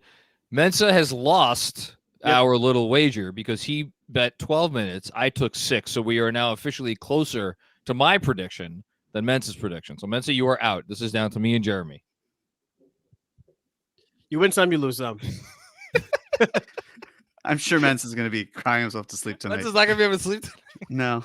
Mensa and his son will just be awake all night. All night. Well, that might be true, but that has nothing to do with this game. Yeah, probably not because of the Memphis New York Knicks basketball game. Oh, I don't think so. My Lord. Jeez. Ooh. I feel like G.G. Jackson has not done much tonight, and yet he's been really impressive for them. Yeah, that was only his 10th point, but he's... Look who's coming back. No. Hartenstein. I told you it wasn't crazy for him to come back. Man. No. This is a sick man. Please. You thought that Tibbs was going to roll man. out the bench that early? No, he's putting this to bed, and then he's bringing in the bench warmers around the 4-minute mark. The real question is, does Brunson come back in? That's the real question. I think they're going to try to stop the bleeding now. With Isaiah. Yeah, to prevent Brunson from coming back.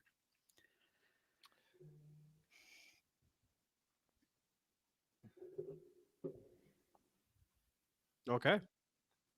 We shall see.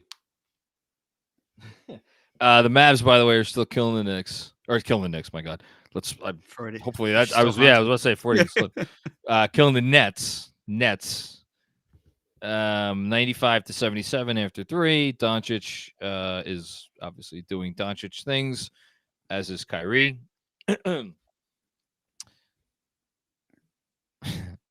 And the Pacers won by 3, but the game was not that close. It was they had started to pull away at the end. So the Pacers, 9 straight wins versus Houston. Good job by them.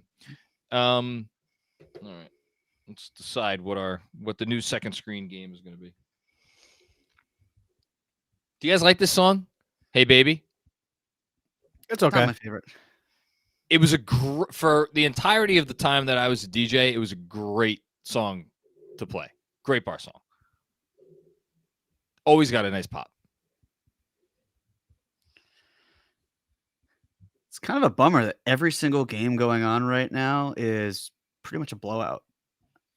Well, there's the XJ Bowl, OKC versus Utah. They're playing right now. That's and that's just because it's the first quarter. But like the Magic are down to the Heat by 23. Grizzlies are down by 20 to the Knicks. The Wolves are up by 20 in Chicago, and the Mavs are up by 15 in Brooklyn. I'm putting on Mavs with the hopes that maybe the Mavs can choke away this game. Although part of me loves to see Brooklyn just shit the bed. I mean, for our benefit, Mavericks losses are what we want because I think they're like it's a top 20 pick right now, and that's great. Even if we don't pick it, we could trade it. The more value it is, the Knicks can't lose. Also, with the teams that are how the other teams in front of them from a tanking standpoint are, like the risk of that pick not conveying to me is near zero. And I know we were saying that around this time last year, but this is an even different story. There's no way. There's no way they will piss off Luka Doncic like that 2 years in a row. At least not on purpose. No, if they lose, it's definitely because they just built a house of cards. I am fascinated by the idea of them trading Grant Williams. I know there were talks of Grant Williams for Bobby Portis. Don't know if I'd love that for them, but there's Jalen Brunson. Brunson's back in. My God. But there's something about trading Grant Williams months after you signed and traded for him. It's very funny to me. It is pretty that's funny. Not what. Oh wow. Not what you want. Defensive play, but on probably a slightly over-aggressive Precious Achiuwa. John, I think you're going to lose this bet. Down 17. I am going to lose the bet. More importantly, the Knicks are going to freaking cover in this game. So this is now a 17-point lead with 7 minutes to go.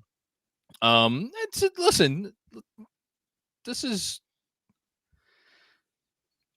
and now that was a turnover as Jalen Brunson tried to jam it in there to Isaiah Hartenstein. Listen, this Grizzlies team, they're going to play their asses off until the final buzzer. And there's a 3, and it is down to 14. This is one of those things where, like, look, it was a 30-point game, give or take. It was 29, yeah. It was a certain point where it's just the Knicks letting the Grizzlies back into it. I don't think they're going to let them back into it at the point where they're going to lose this game. But the final score will not be as indicative of how much of a beatdown this was. As DiVincenzo is at the scorer's table. I was about to say everybody's going to come back in. You know, they're not going to. And Josh Hart gets fouled there. Yeah, but what did I say at the top? This is it's hard to win this. Not hard to win the game, but like it's hard to come at it. This is a game where there's 3 scenarios. You lose, you win closer than you should, or you win by a blowout. In 2 of those 3 scenarios, you don't feel great because of who you're playing. As Josh Hart misses a free throw. It's not exactly what you want. But again, even if they don't, let's say it ends at a 14-point game. We watched the game. We know that this was a beatdown that they just let them back into at the end when their foot was already, like, they were already in cruise control. It's not like they were, it was a 10-point game, 8-point game, and they stretched to 14, and that was the win. Yeah, I mean, I think this probably shows you that there are limitations to the Knicks' depth, and like the reason they've looked good amidst injuries is because of their top guys. Jesus Christ. As Jacob Gilliard hits a step-back 3, the Memphis down to 12. The Memphis Grizzlies are making me absolutely eat my words as it is 6:30 left in the fourth quarter, and this team is shooting 55% from 3. And these are not necessarily easy shots. A lot of them are not. A lot of these are step-back 3s. As Dante DiVincenzo misses. They might cut it to single digits, or to 10. Or they can do that. Well, there's also another disturbing trend that has happened in the second game in a row of the Knicks just not being able to score in the fourth quarter. That's a great call. The Knicks have currently 7 points in the fourth quarter. Yeah. I mean, granted, most of those minutes were without Jalen Brunson, which brings us back to how does the team score when Jalen Brunson's off the floor?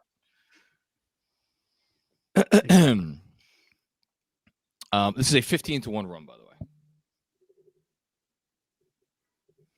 What was that, a 15-1 run? Is that what this is? Yep. Fuddy. All right, What's up, Fuddy's Fuddy? here, so the game's going to change. I better. Oh, my God. Fortunes are going to be. Okay, wow. maybe not. They're down 9 points. Come on, 18-1 Jalen. Please don't. Come on, you're Jalen Brunson. They were up by 28. That was the biggest lead. An 18-1 run. Wow. I think this is all just one really hilarious joke to get Arcidiacono to not score. Like, you can't score if you don't get playing time. Arcidiacono, he's not. Arcidiacono's not getting in this game. No, Jeremy's that window is closed. Yeah, Jeremy won this. That's for sure. Our little bet, whatever. If he had missed that, I would have been worried. So dirty dancer. Time for a panic trade. I just want to trade. But like, I there is a part of me that absolutely wonders if you're a prominent person in the front office, and you're watching this. You know, this is this version of the Grizzlies. Like, what happens against a real team? Oh, yeah, that's good. Almost. Oh man. Oh no. Oh fuck. And now that's potentially disaster. Hang on. He looks fine. He'll be all right. We don't want to see this. Of course we don't want to see this. Literally hate to see this. He's okay. Yeah, and this is what happens. This is what happens when you screw around with a lead that big. And I say screw around, not oof. Ouch. That's yeah. And now it's like, is he going to be okay for Thursday? Sounds like he just got up. He's fine. It doesn't look that bad, but again, this is like exactly what you fear. And yeah, they have to make a trade. Yeah, we can't keep running these guys out. I don't know how you're supposed to watch this as a front office member and not think like that this is okay. Like, maybe this is the thing. Maybe that moment, actually, maybe that exact moment with Jalen Brunson twisting his ankle in a game where they were up by 28 and now they're up by 10. Maybe that was the moment that the front office needed to see to say, hey, where if we don't do something, this is going to end poorly one way or another.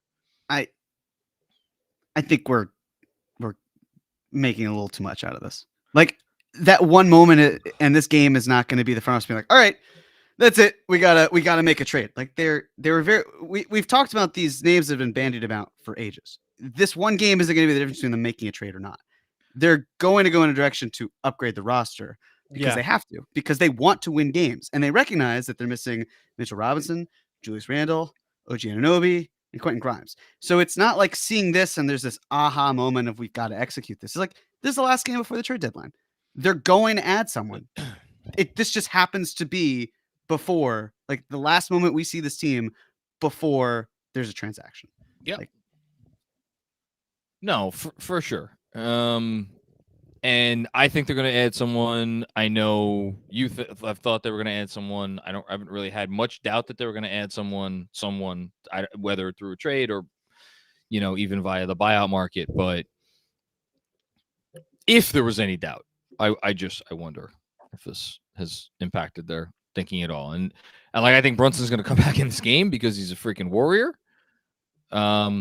Funny has a good question. Is there any chance they add more than one player? I like theoretically, yeah, sure. You could swap Fournier out, Fournier's contract, and if Toronto relents and accepts whatever pick they're offering, you get Bruce Brown, and then they go get Burks for something less than that. A smaller salary, but because you can do a Burks trade without using Fournier's contract, but I think that involves sending probably Flynn into to a third team, right? It'd be realistically. It could be, for example, taking Patty Mills into your traded player exception and then getting Burks. Yeah. It could be trading Flynn to another team like Atlanta, getting Patty Mills, then trading for Burks. I think the bottom line here is, are they going to use their TPE to take on a smaller salary? Oh, there's a foul. Because the fascinating part of that would be, in addition to any move involving 40's salary, because they're not going to be able to use the TPE next summer because they'll be over the first apron, most likely. So it goes away. So you might as well use it this year before the new league year. And Brunson's going back to the locker room. So they're not taking any chances with this. Brunson's been really spicy as of recent, and I love it because he plays entirely too hard for the refs to allow guys to slap him in the face and not call fouls. It's unbelievable. That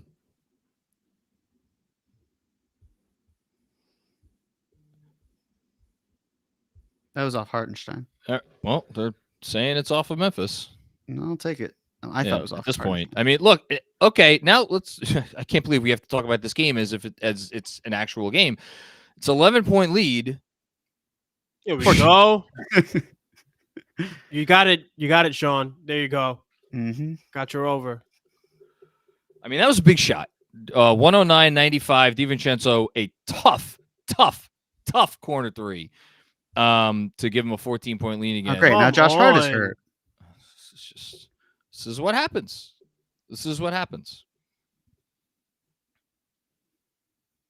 Is Hart like hobbling around out there? Yes. A little bit.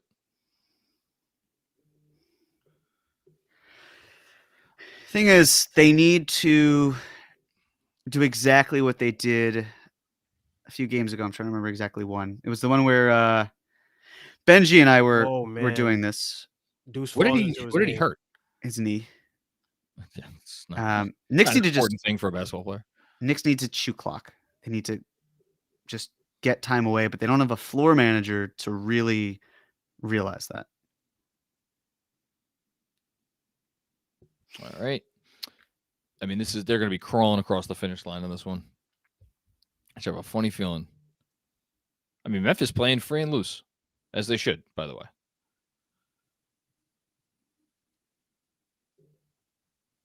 Okay. Can you dribble it? Okay. He seems to be all right. Who? Hart? Yeah, but you can still see him favoring that knee. I mean, again, it's not something that's. I talked to Fred about this on his pod yesterday. It's not in their culture to be like, all right, everybody gets a day off now. But like, you would. It's part of me that with the Mavs coming in on Thursday.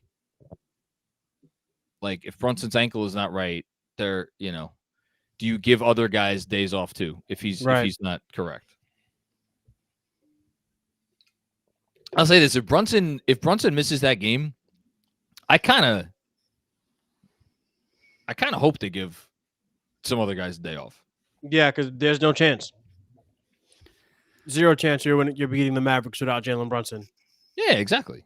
It's not gonna happen. I know they almost did it last year, but they had Randall in that game. Quickly played in that game too, if I recall correctly. Yeah, and Emmanuel quickly is not walking through that door. No, he is not.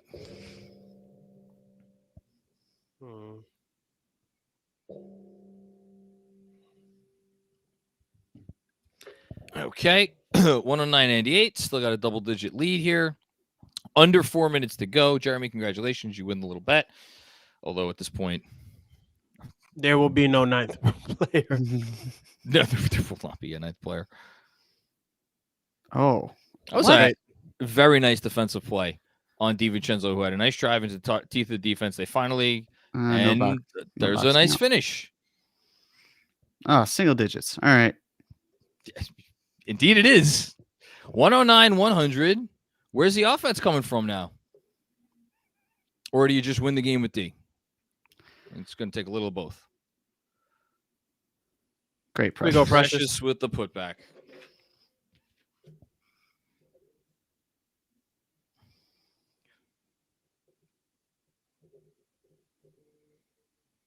Jeez. You can't write this stuff. Oh, my God. I can't believe this team is still shooting like they're shooting. And we don't have we have Jalen Brunson. They don't working for us right now because we don't have Jalen Brunson. He's in the back.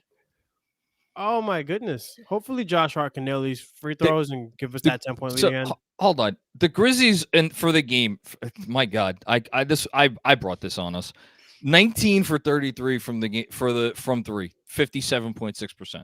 You did speak this into existence. That is true. I absolutely spoke into existence. They're going to shoot close to 60% from three and still lose the game because the Knicks are a better team, and I'm not going to let this go. I don't think they are going to let it go, but my Lord.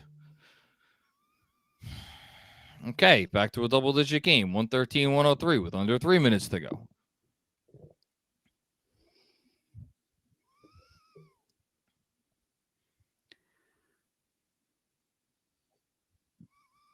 Another three from the Grizzlies, and it goes down.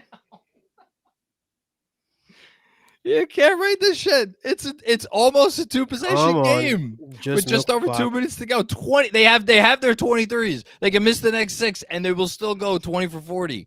My fault, guys. Sorry. Oh my goodness. What was Deuce thinking going?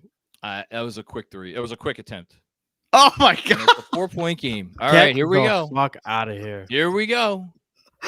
Jesus. 2 minutes left. 4-point game. It is officially. There's Jalen Brunson ain't coming out of that locker room apparently. No, he is not. No, he's done. Okay. We fucked around and found out. See, it's moments like that. There we go. It's moments like that from Deuce McBride that pretty much cement that he's not going to see any playoff minutes. Because what are you doing going early? He is a regular season rotation piece, and there's nothing wrong with that. Yeah, but that's just. I do. I what are you thinking? Well, yeah, I'll save it for after the game. Here we go, Devo. We'll see. I'm going to save my thoughts for until this game is over because I feel like we've done enough pontificating. All right. David Roddy with the drop and Isaiah Hartenstein with a big defensive play. Stockbroker. With big sneeze. Guys, run back unless they call time. All right. So the one thing I just want to kind of consider here is the possibility for a little bit of grace, which is that this is a very thin team, Fair. very tired. Absolutely. Yeah. Well, it's more just the idea of kind of like playing with their food, not putting them to bed. They're exhausted. I know that they had another day off than maybe we're accustomed to them having, but like this is a just depleted, tired group against a very hungry team coming to MSG. They're going to take care of business. The fourth quarter was a disaster, but I just don't want to like walk away from this feeling like, well, like that Nets game that was right before the All-Star game a couple years ago, where it just felt like the season died that day. You know what I mean? Like, sure. Yeah, no, this is a different animal for sure. yeah, and I'm not saying this is like that by any stretch. It's not, but let's there's just more to it. Look, let's quickly like recalibrate and take a step back. What actually happened? There was as I think Fred Katz just tweeted out, the Knicks had a 26-point lead with 9:11 to go in the fourth quarter. The Grizzlies came down and made consecutive threes. And when they made consecutive threes, the Knicks called a timeout. It was down to a 20-point game. And Jalen Brunson came in, and Isaiah Hartenstein came in for Malachi Flynn and Taj Gibson, who were your two completely non-rotation players playing in this game, respectively. And it's like, okay, 20-point lead. We have our guys in there. And what proceeded to happen from there is the Grizzlies continued to go on their run. And obviously, at some point in the middle of that run, Jalen Brunson got hurt and he didn't come back in. Like, what do you want to point to? It's like, okay, the team made a couple, like the Grizzlies aren't missing threes. That happens. I don't think have we seen a defensive letdown from the Knicks? I don't think so. I think the Grizzlies have just kind of been hot. I don't have an issue with how the Knicks have played defense tonight. I don't think they made like a bunch of stupid plays on offense. Maybe a couple of dumb little passes here and there that were unnecessary, but like, I don't think they were taking stupid shots. I think you nailed it, Jeremy. I think this team is a tired team. You know, They need the All-Star break so badly. They do need the All-Star break so badly. And now the concern is with Brunson. And look, the game's not over yet. It's a 10-point game. This guy's Vince Williams Jr. has had a nice game going to the free throw line. I think the concern is about just like how much will they be dragging their own carcasses across the finish line at the All-Star break with these 4 games left to go, and who's going to be playing in those games, and who's not going to be playing in those games, and what, like, sitting here right now, I'm going to ask you guys. I almost don't even want to ask this question until there's all zeros on the clock here. But if we assume that this is a win, which again, what counts as an acceptable record for you guys over the next 4 games? The next 4? Yeah. Now again, we don't know That's Brunson injury, yeah. whatever. It's and well, DiVincenzo avoiding more injury, and peril in that. I mean, look, I said 1 and 2 for the week, and I think that that's still apt, especially if Brunson's not playing. Over the next 4, give me 500. You'll take 2 and 2. I'll take 5. Yep, I'll take 2 and 2. I would happily. I mean, I would sign for 2 and 2 in a heartbeat. And there's a travel. Yep. It's not what you want, ideally. Yeah. I don't know. I think it's you definitely sign for 2 and 2 when you think about signing for. You think about just, can we get a win? Now, I think that may be a bit much. Brunson could play in the next game for all we know. All right, there's game. To AB's point in the comments, he said I'll take 0 and 4. I don't care. This team just needs the All-Star break and to get healthy. Yeah, the biggest win would be the Knicks staying healthy over the next 4 games. Yeah. Yeah, no, I mean, absolutely. They need to get to the All-Star break, and like, look, there's a world where they come out of the All-Star break and Julius is back. That world does exist. Everybody who's currently playing is fine. OG is back. Grimes is back, and Mitch is doing on-court activities. That world exists right out of the All-Star break. So from that perspective, it's like, yeah, you know, let's say you do drag yourself across the finish line over these next 4 games. Maybe you get 1 win out of 4. Maybe it's not the end of the world if you're getting if you're getting your reinforcements and you're healthy. I will take health. Listen, if you're telling me the Knicks lose the next 4 games and they come back healthy, with the exception of Julius Randle, I'll sign up for it. I just want these guys to get to the end of the season.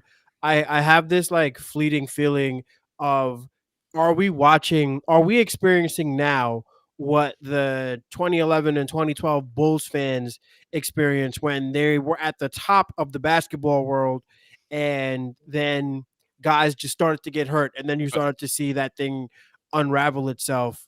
You mean 11-12, right? That was the year Rose got hurt in the playoffs. Yeah. I want to see these guys be healthy through the end of the season. I don't want to, because of a game we played in February, Brunson misses 3 weeks. I don't want any of that nonsense. Let's just get healthy. I don't think we need to. I mean, look, it was a. Yeah, no. I'm not saying that that's what happened. I'm just saying, like, health is what matters more than wins and losses to me right now. For sure. Yeah, well, they've got Evil Dante in, so no, you got to get to. You have to get to the playoffs healthy at this point. You could argue. You could argue after a game like this, like, does getting to the playoffs at full health, does that supersede whether you're the 3 seed, the 4 seed, or even maybe the 5 seed? Which I know, it's not something that a lot of people have been thinking about. But you got to get there healthy. You have to get there healthy. You know what I just realized? I think the biggest question because we talked about this earlier, Chip's like the Knicks going out and getting a player versus like because of Brunson and all that. Perhaps it's not getting the player at all, but instead it's when they get the player. Like, do they go out and get the player tomorrow morning versus at the deadline on Thursday if they feel like said player can make it and pass the physical in time to play on Thursday? Yeah. They got Hart. They got Hart the day before last year as well, but he didn't play that Thursday game. So it's very possible that whoever they acquire isn't going to be playing anyway. They could, when this game is over, get on the phone with Masai Ujiri and say, look, send us Bruce Brown right now, please. He's 90 minutes away. Just get him over here. Are the Raptors playing tomorrow? That's a good question. They are. I wonder if Bruce Brown plays. My guess would be he does not.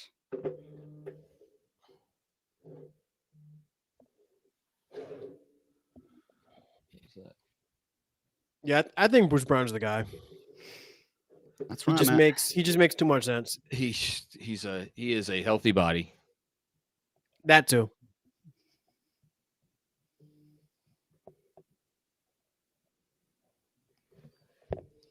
Of course, the Knicks had to make this interesting. I'm annoyed. I'm so annoyed. I'm annoyed too, but I'm annoyed. But I don't know who to be annoyed at.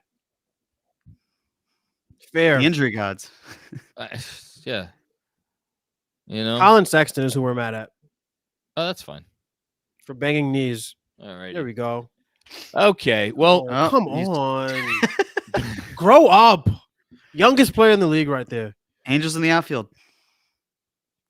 Grizzlies on the hardwood. Grizzlies on the hardwood.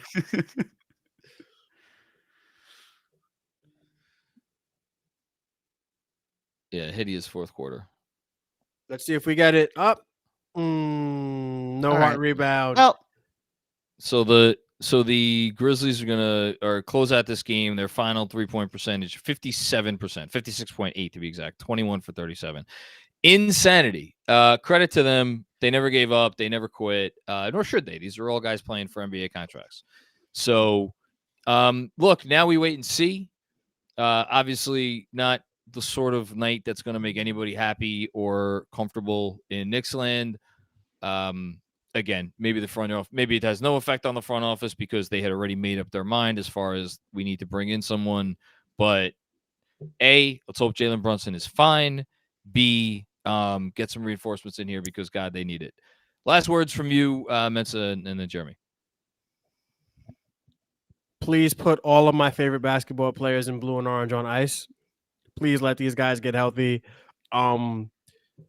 This game was close because Taylor Jenkins is a good coach and knows, like, if I'm gonna get guys who can't play NBA basketball, at least get me guys who can't play NBA basketball but can also shoot.